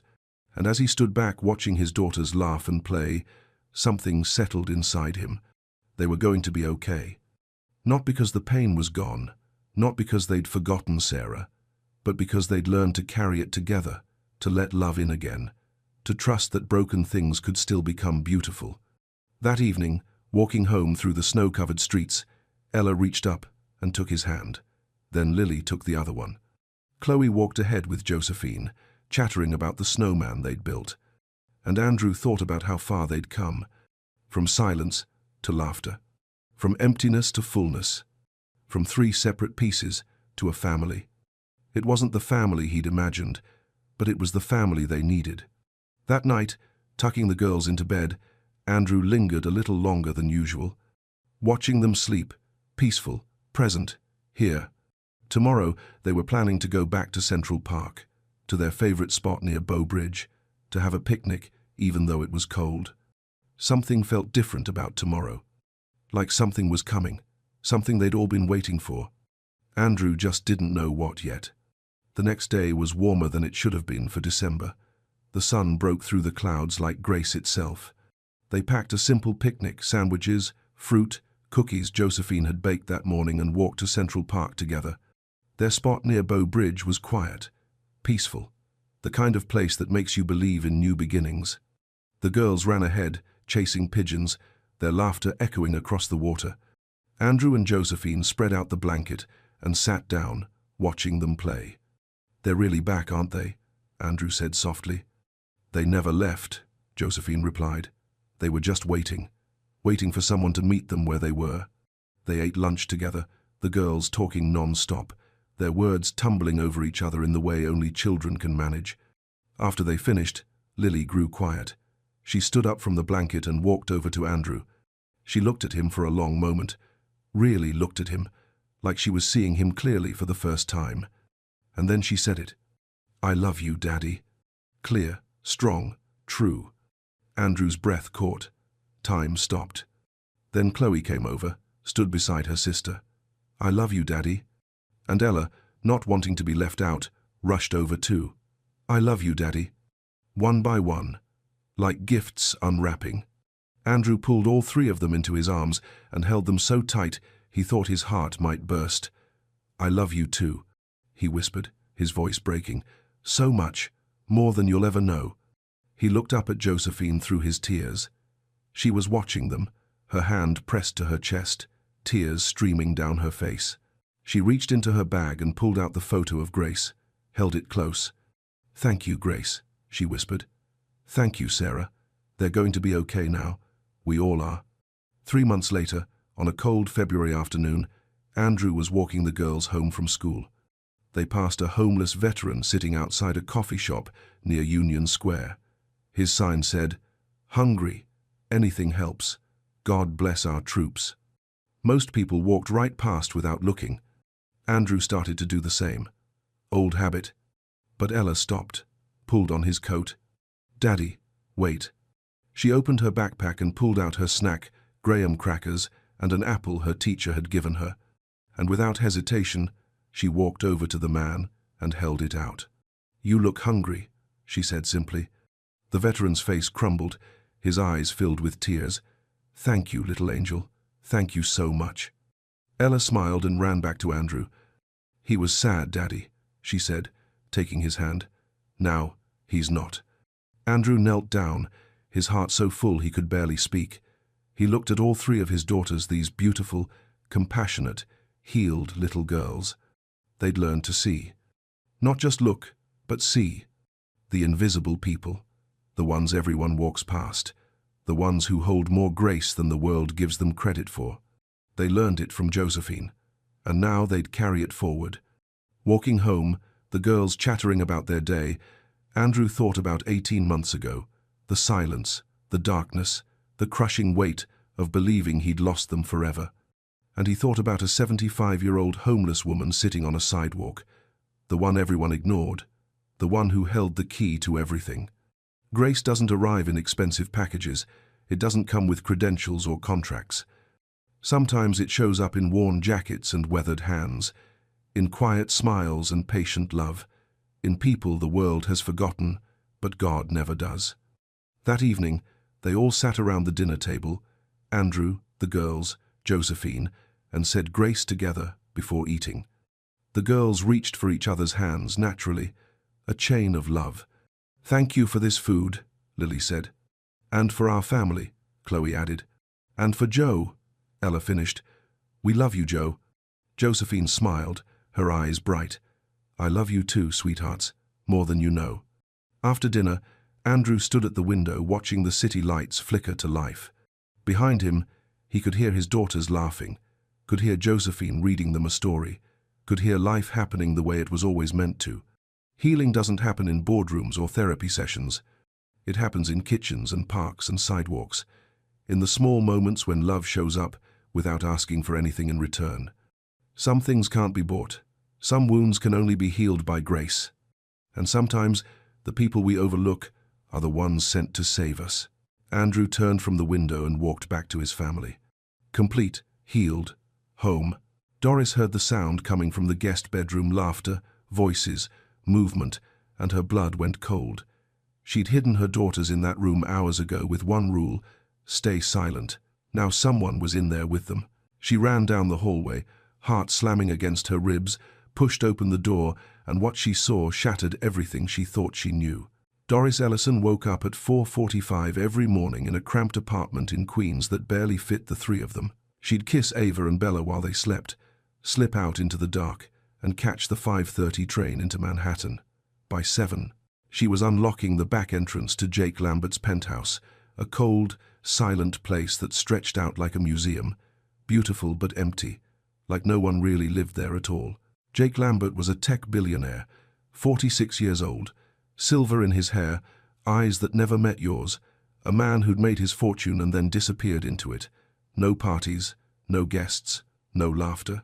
And one rule he never bent: no children. Not ever. He'd made that clear the day he hired her 2 years ago, his voice quiet but final. "I need silence, Miss Ellison. This is not a place for families." Doris had nodded fast, desperate. She needed that job more than anything. The pay was 3 times what she'd been making, cleaning office buildings enough to give her girls a real chance. Ava and Bella were 4 now, identical twins with bright eyes and loud giggles, the best thing that ever came from a man who didn't stick around. Every morning, Doris left them with Mrs. Chen, the 70-year-old neighbor who watched them for whatever cash Doris could spare. It wasn't ideal, but it worked. Until November 27th, the twins' birthday, Missus. Chen called at 6 in the morning, her voice weak and shaking. Pneumonia. She couldn't take the girls. Doris stood frozen in her tiny kitchen, phone pressed to her ear, doing the math in her head. Call in sick, lose the day's pay, maybe the job. Take them to her sister's place in Newark, miss the whole shift, definitely lose the job. Or, she looked at Ava and Bella sitting at the table in their matching unicorn pajamas, eating cereal and humming to themselves, and she made a decision that scared her to her core. Girls, she whispered, forcing a smile, how would you like to go on a secret adventure with Mama today? 2 hours later, she was sneaking them through the service elevator of Jake's building, her heart pounding so hard she could barely breathe. She settled them in the guest bedroom at the far end of the penthouse, the one Jake never used, the one he probably forgot existed. She gave them coloring books, snacks, tablets with headphones, stuffed animals, everything she could think of, to keep them quiet. Mama has to work now, okay? She whispered, kneeling down to their level. You stay right here and stay very, very quiet. Like we're playing hide and seek. Can you do that for me? Okay, Mama, they whispered back, eyes wide with the thrill of the secret. Doris locked the door from the outside just in case and went to work with her stomach twisted in knots. Everything was fine. Until 2 in the afternoon. Jake came home early, something he never did, and Doris was in the kitchen when she heard his footsteps heading toward the guest wing. She heard the door handle turn. She heard his voice say something she couldn't make out, and then she heard it, her daughter's voices. She ran. But before we begin, click subscribe, hit like, and tell me where in the world you're watching from.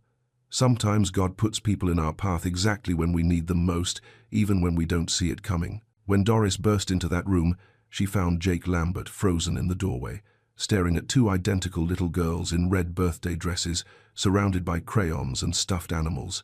Ava looked up at him with her huge brown eyes and said, in the sweetest voice, "Hi, today's our birthday.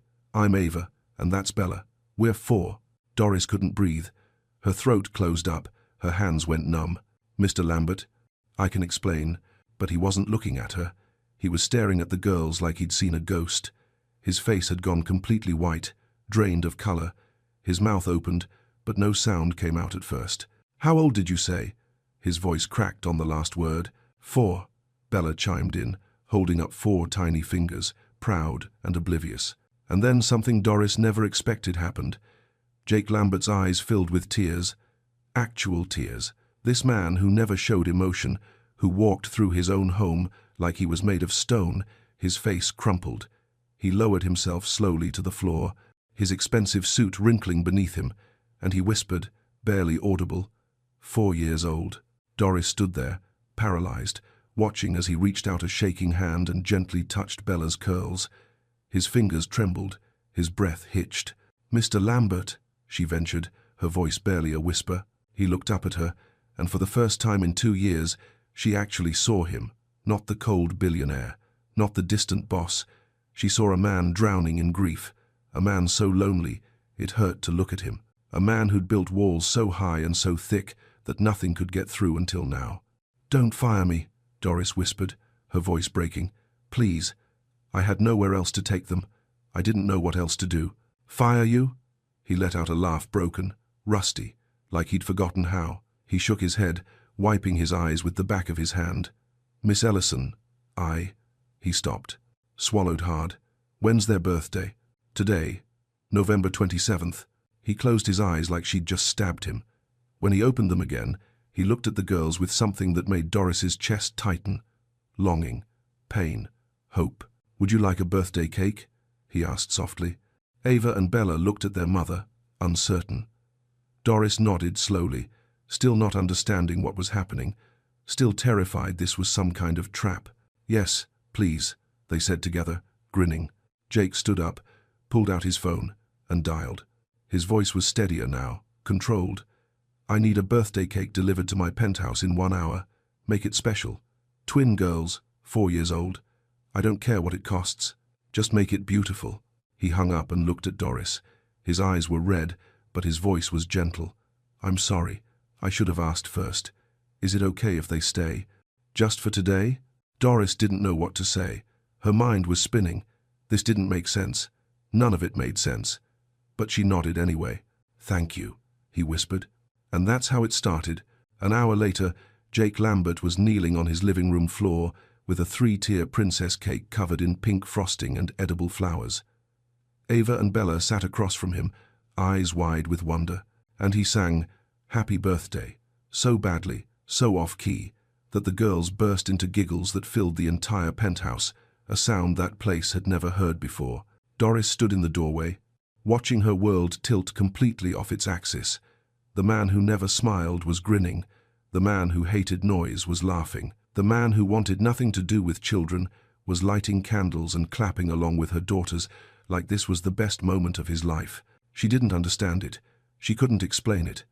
But something had shifted, something deep and impossible and terrifying. And as she watched Jake help Bella blow out her candles, as she saw the way his face softened when Ava threw her arms around his neck and said, "Thank you, Mr. Jake," Doris felt something stir in her chest, something she hadn't let herself feel in a long, long time. Hope. The next morning, Doris showed up for work expecting everything to go back to normal. She'd find another babysitter. She'd keep her head down. She'd pretend the birthday party never happened. But when she walked into the kitchen, Jake was already there, leaning against the counter with a cup of coffee in his hand. "Miss Ellison," he said quietly. "About yesterday." Her stomach dropped. "Here it comes. The firing. The speech about boundaries. If you ever need to bring them again," he continued, his voice soft, almost tentative, "you can. Whenever Mrs. Chen can't watch them, they can stay here." Doris blinked. "I'm sorry, what?" "I mean it." He looked down at his coffee. "I don't mind. Actually, I'd like that." She didn't know what to say, so she just nodded, throat tight. And that's how it began.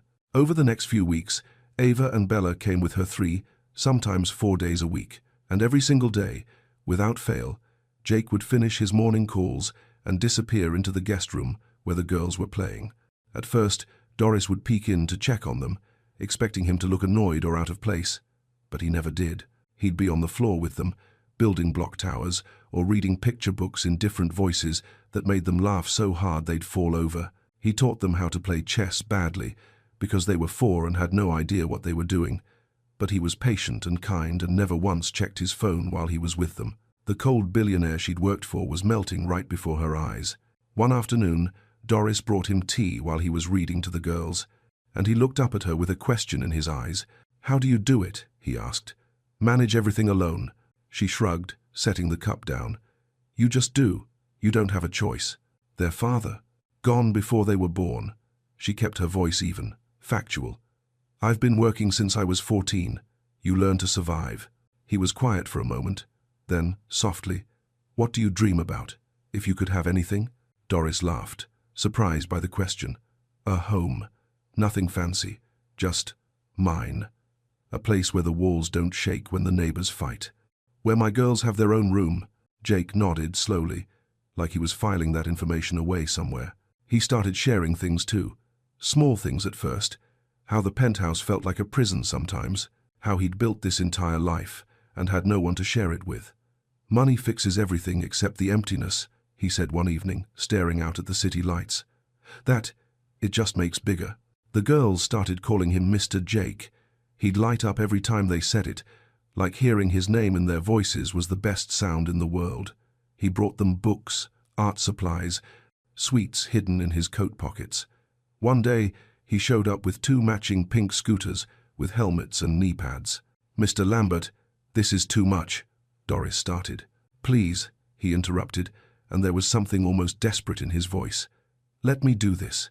Let me be part of their lives, even just a little." And Doris felt something shift inside her, a flutter in her stomach when he smiled, a warmth in her chest when he asked about her day like he actually cared. She tried to fight it, told herself she was being foolish, that he was her boss, that this couldn't be real.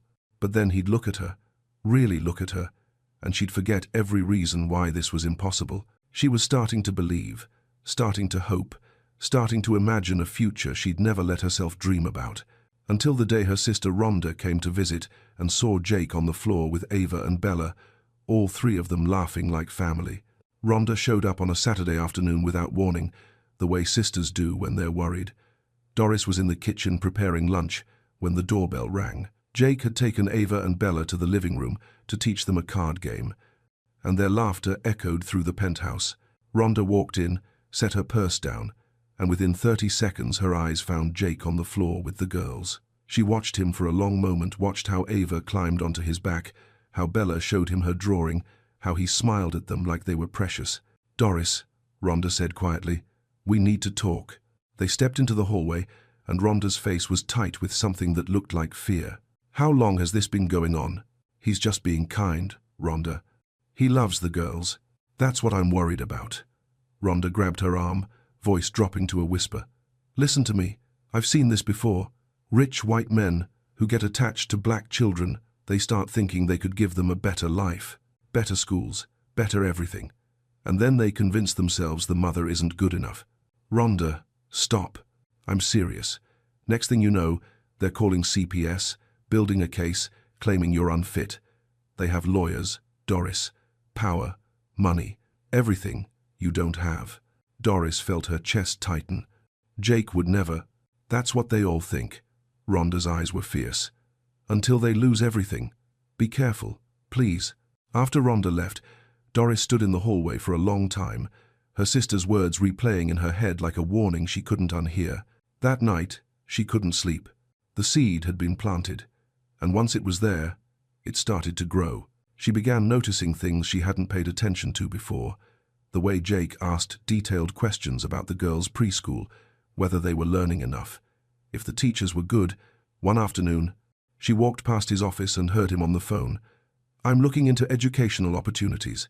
"Yes, for young children." Her heart stopped.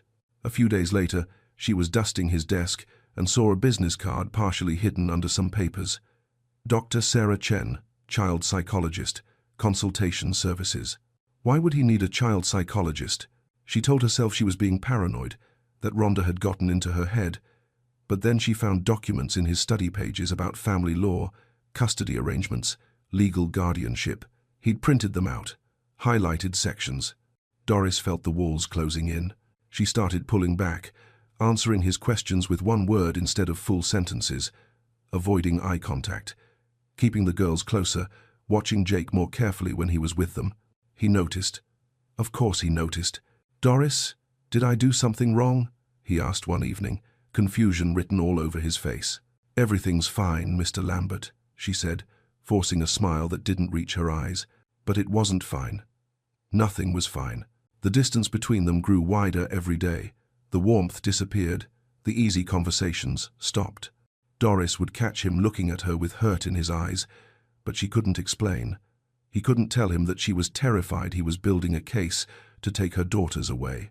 2 weeks later, she made her decision. She couldn't risk it, couldn't risk them. She walked into his office and placed an envelope on his desk. Her resignation letter. Jake looked up, stunned. "What is this? I need to find something else." "I'm sorry." "Why? Doris, what's going on?" She turned to leave, but he stood up, blocking her path. "Please," he said, his voice breaking. "Just tell me what happened." "What did I do?" She wanted to scream, wanted to cry, wanted to tell him everything, the fear, the warnings, the documents she'd found. But instead, she just shook her head and walked out, leaving him standing there with her resignation in his hands and questions he'd never get answered. At least, not yet. Jake didn't accept the resignation. He showed up at her apartment building in Queens 2 days later, standing in the hallway outside her door, knocking gently. "Doris, please, just talk to me." She stood on the other side, with her hand pressed against the wood, tears streaming down her face, but she didn't open it, couldn't open it. Inside, Ava started crying. "Mama, why can't we see Mr. Jake?" "Is that him?" Bella's voice, small and confused. "Mr. Jake's here." Doris closed her eyes, heartbreaking. "Please," Jake said through the door, his voice cracking. "I don't understand what I did wrong. Just tell me." But she stayed silent until she heard his footsteps fade down the hallway. For 3 days, she avoided him, took different routes, didn't answer her phone. But Queens wasn't that big, and Jake wasn't giving up. On the 4th day, he was waiting in her building's stairwell when she came home from a job interview. She turned to leave, but he stepped in front of her. No, he said firmly. You're going to tell me what's happening. And something inside Doris snapped. You want to take them from me. The words exploded out of her, months of fear and exhaustion finally breaking free. Don't pretend you don't know what I'm talking about. I've seen it. The questions about their school, the psychologist's card on your desk, the custody law, documents you printed out. Jake's eyes went wide. What? You think I'm stupid? You got close to them, made them love you, and now you're going to say I'm not good enough, that you can give them more, better schools, better life, and then you'll call someone, build a case, take them. Doris, stop. His voice was sharp, almost angry. Have you lost your mind? Then explain it. Her voice broke. Explain why you're researching schools and talking to lawyers. Because I wanted to help you. He ran his hand through his hair, looking desperate. I thought maybe I could pay for a better preschool, maybe help with their education. I thought, God, Doris, I thought maybe you'd let me be their godfather or something. But I never, not once, thought about taking them from you. Then why? Because you're their mother. His voice echoed in the stairwell. Because they need you, not me. Because no amount of money or power could ever replace what you give them every single day. Doris felt her knees go weak. Jake took a shaky breath, and when he spoke again, his voice was softer, broken. Do you want to know the real reason I care so much? She couldn't speak, just nodded. Because I fell in love with the three of you. The words came out raw, honest. With Ava and Bella, yes.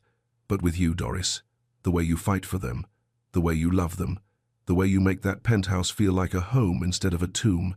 I fell in love, and I didn't know how to tell you. Silence. Doris stared at him, tears streaming down her face, and the truth came tumbling out before she could stop it. I love you too. His head snapped up. But I was terrified, she whispered. You have everything, Jake. Power, money, lawyers, influence. And I have nothing.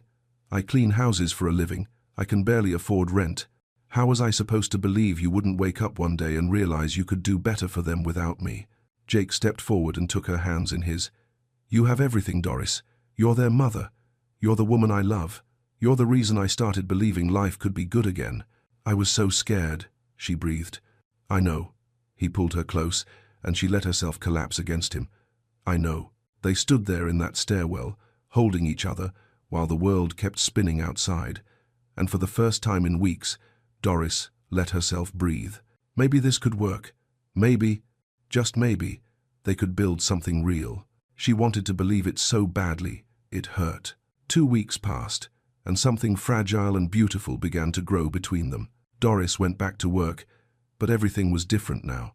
Jake would find her in the kitchen and talk to her, really talk, not just polite employer small talk. He asked about her dreams, her childhood, what made her laugh.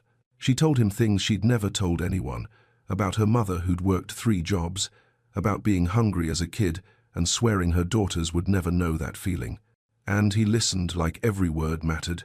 They were careful around each other, testing the ground like it might break beneath them. But there were moments, his hand brushing hers when he handed her coffee, the way he'd smile when she walked into a room, the quiet conversations that stretched long into the evening after the girls had fallen asleep. Doris still insisted on working.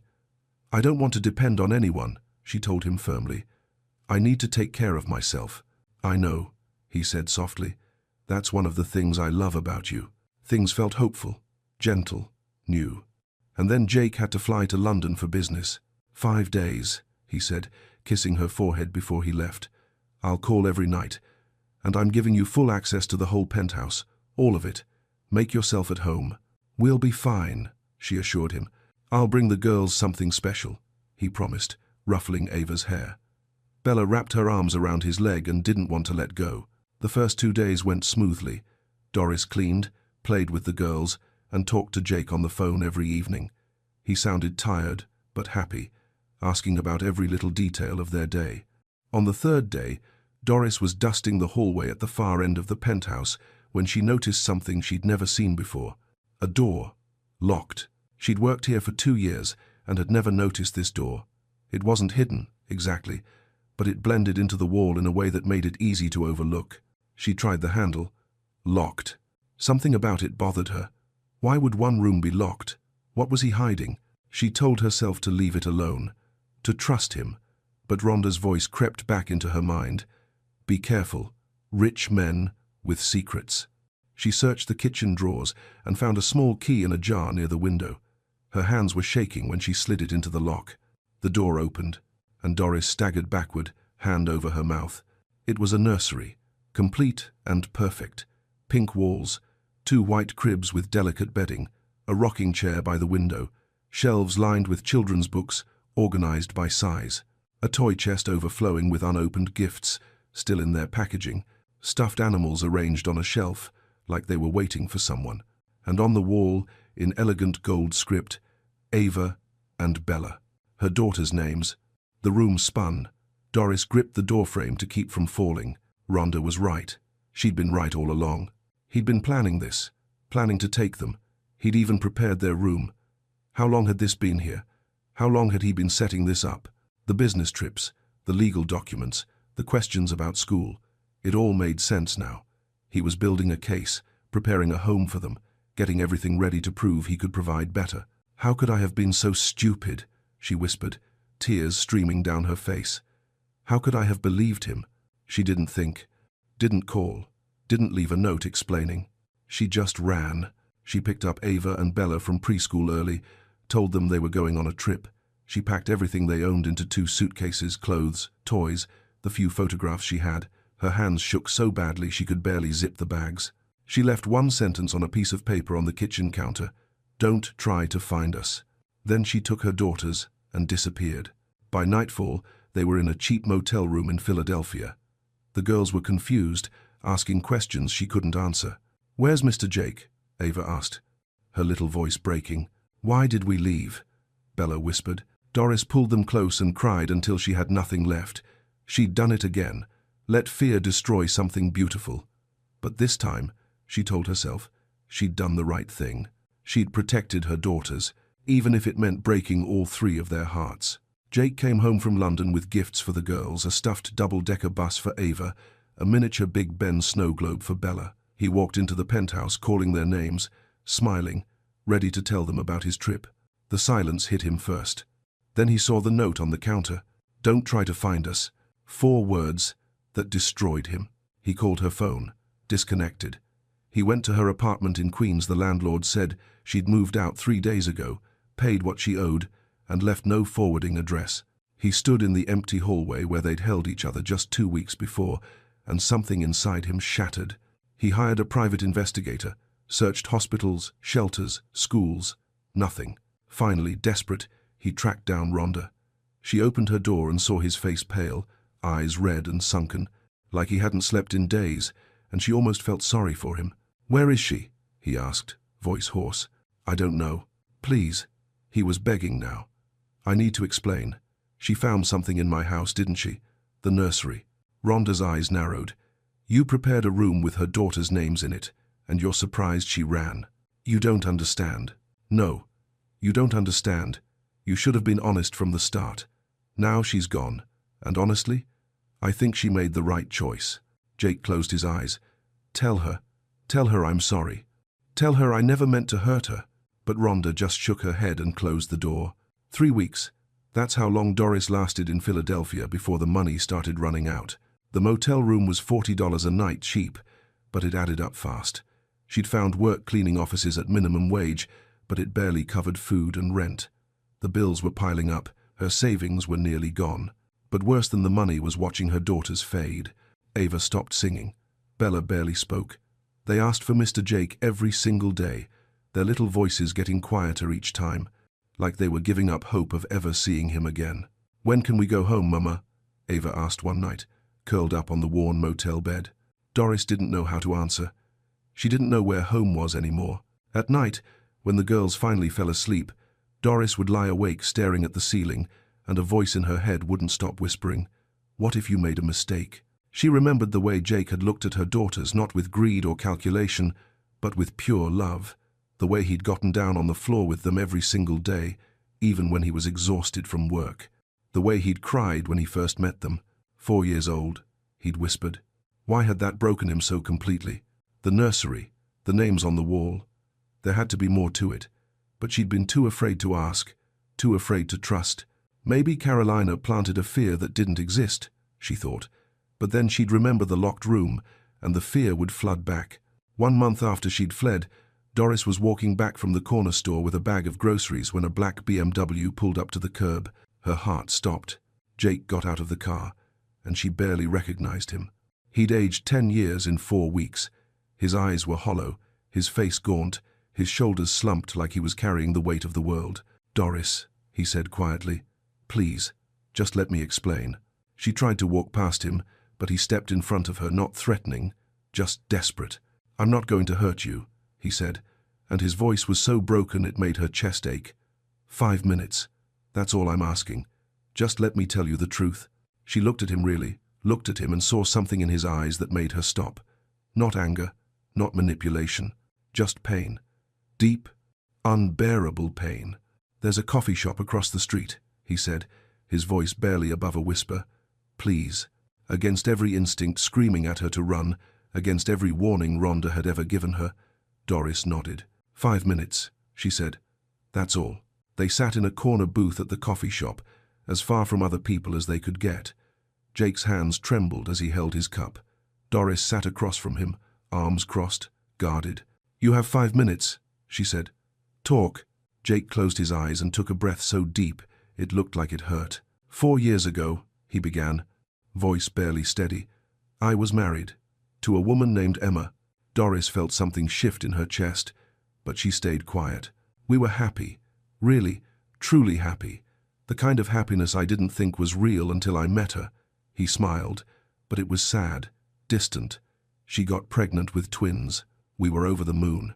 We picked out names together, painted the nursery ourselves, stayed up late, reading parenting books and laughing at how unprepared we were." His voice cracked. He stopped, steadied himself. "We chose the names Ava and Bella." Doris's breath caught. The due date was November 27th. Emma went into labor that morning, and we rushed to the hospital. We were so excited. Scared, but excited. He paused, staring down at his coffee like he could see it all playing out in the dark liquid. But there were complications. Things went wrong fast. They tried everything, emergency C-section, transfusions, everything. But he couldn't finish. Didn't need to. "Emma didn't make it," he whispered, "and neither did our daughters. I lost all 3 of them in one night." Doris felt tears streaming down her face before she even realized she was crying.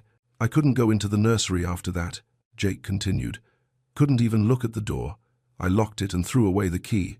For 4 years, that room stayed sealed. I'd walk past it every day and pretend it didn't exist.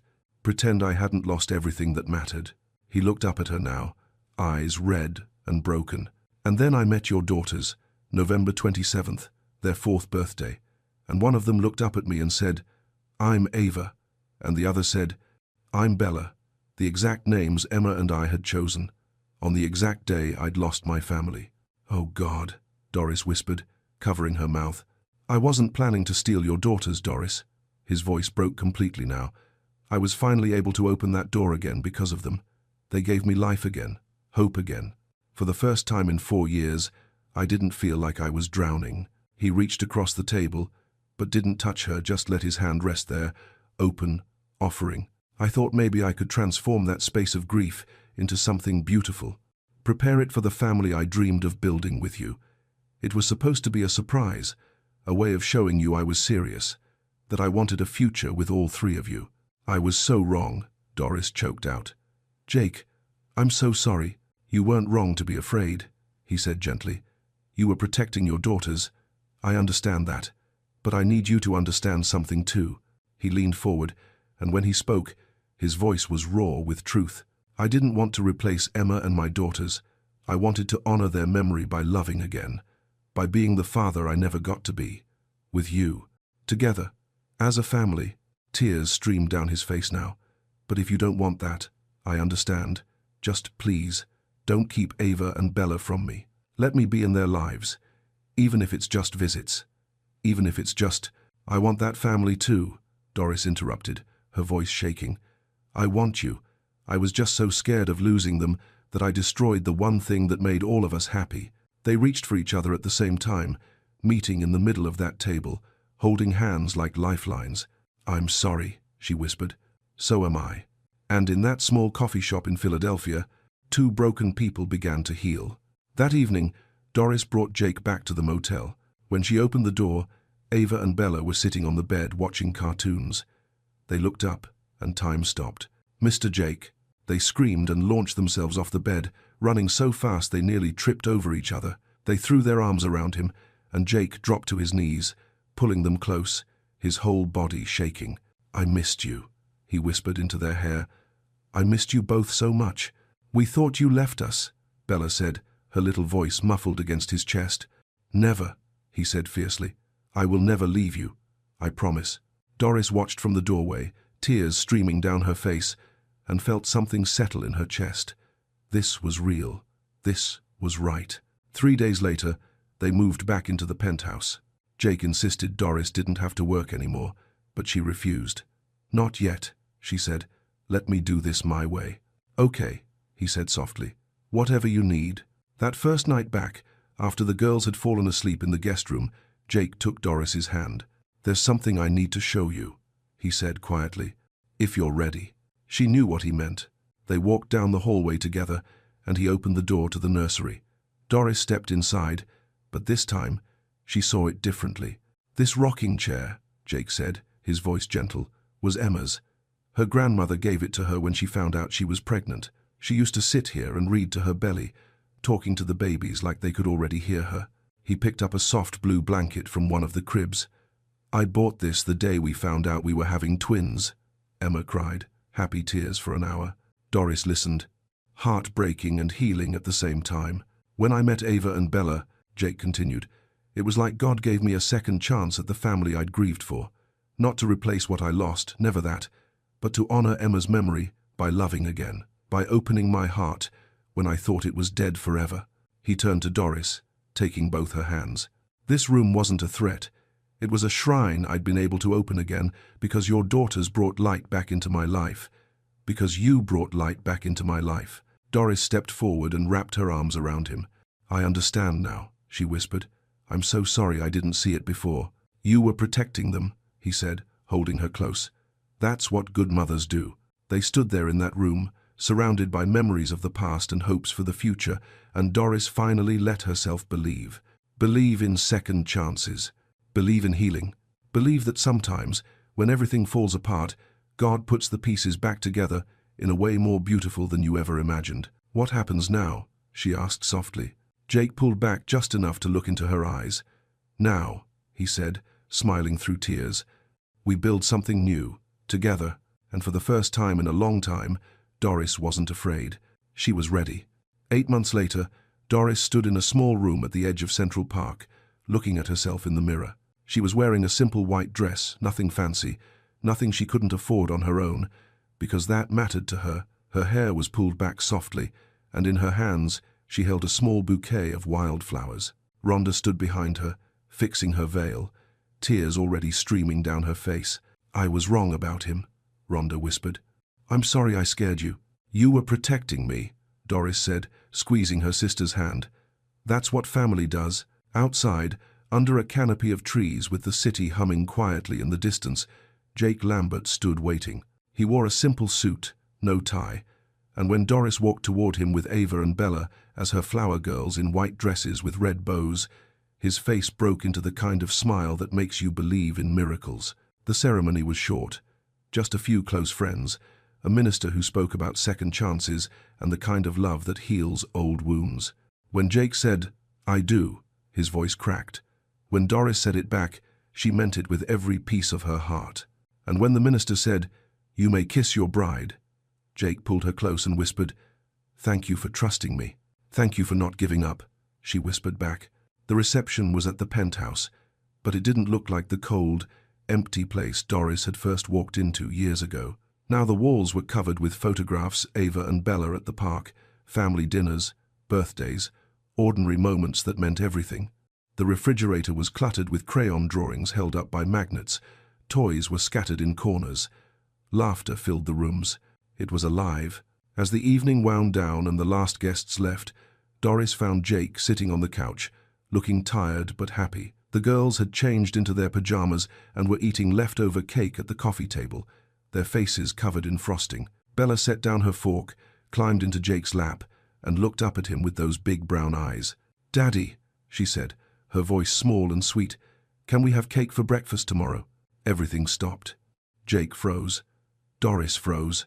It was the first time either girl had called him that. Ava's head snapped up, and she scrambled over, climbing onto his other knee. "Please, Daddy?" Jake looked at Doris, and tears were streaming down his face, the kind of tears that come from a place so deep you didn't know it existed. Doris nodded, crying too, her hand over her heart. "Yes, my girls," Jake whispered, pulling them both close. "We can have cake whenever you want." He held them like that for a long time, and Doris watched, knowing she was witnessing something sacred. A man who'd lost everything, finding a family he never thought he'd be allowed to have. Two little girls who'd never had a father, learning what it felt like to be cherished. A woman who'd been afraid to trust, discovering that some people really do stay. Later that night, after the girls had fallen asleep in their room, the nursery, transformed now into a space full of life and laughter and love. Doris and Jake stood by the window, looking out at the city lights. "Emma would have loved them," Jake said softly. "I think she'd be happy you found your way back," Doris whispered. He pulled her close. "Every year on November 27th, I used to dread waking up. It was the worst day of my life. And now?" He smiled. "Now, it's the day I celebrate two little girls who taught me that love doesn't replace what you've lost. It makes room for something new, something just as precious." Doris rested her head against his chest, listening to his heartbeat, steady and sure, and she thought about grace, how it shows up in the last place you expect, how it takes broken people and broken stories and weaves them into something beautiful. How God doesn't always heal the way you think he will. Sometimes he brings you something entirely different, entirely better. Family isn't about blood, she realized. It's about who stays, who chooses you, who loves you even when it's hard, even when it's messy, even when it hurts. And every year after that, on November 27th, Jake Lambert knelt on the living room floor with a birthday cake, singing off-key, while Ava and Bella clapped and laughed and called him Daddy, transforming the worst day of his life into the most beautiful one. Because that's what love does. It redeems, it heals, it makes all things new. And sometimes, if you're brave enough to trust it, it gives you a second chance at the family you thought you'd lost forever.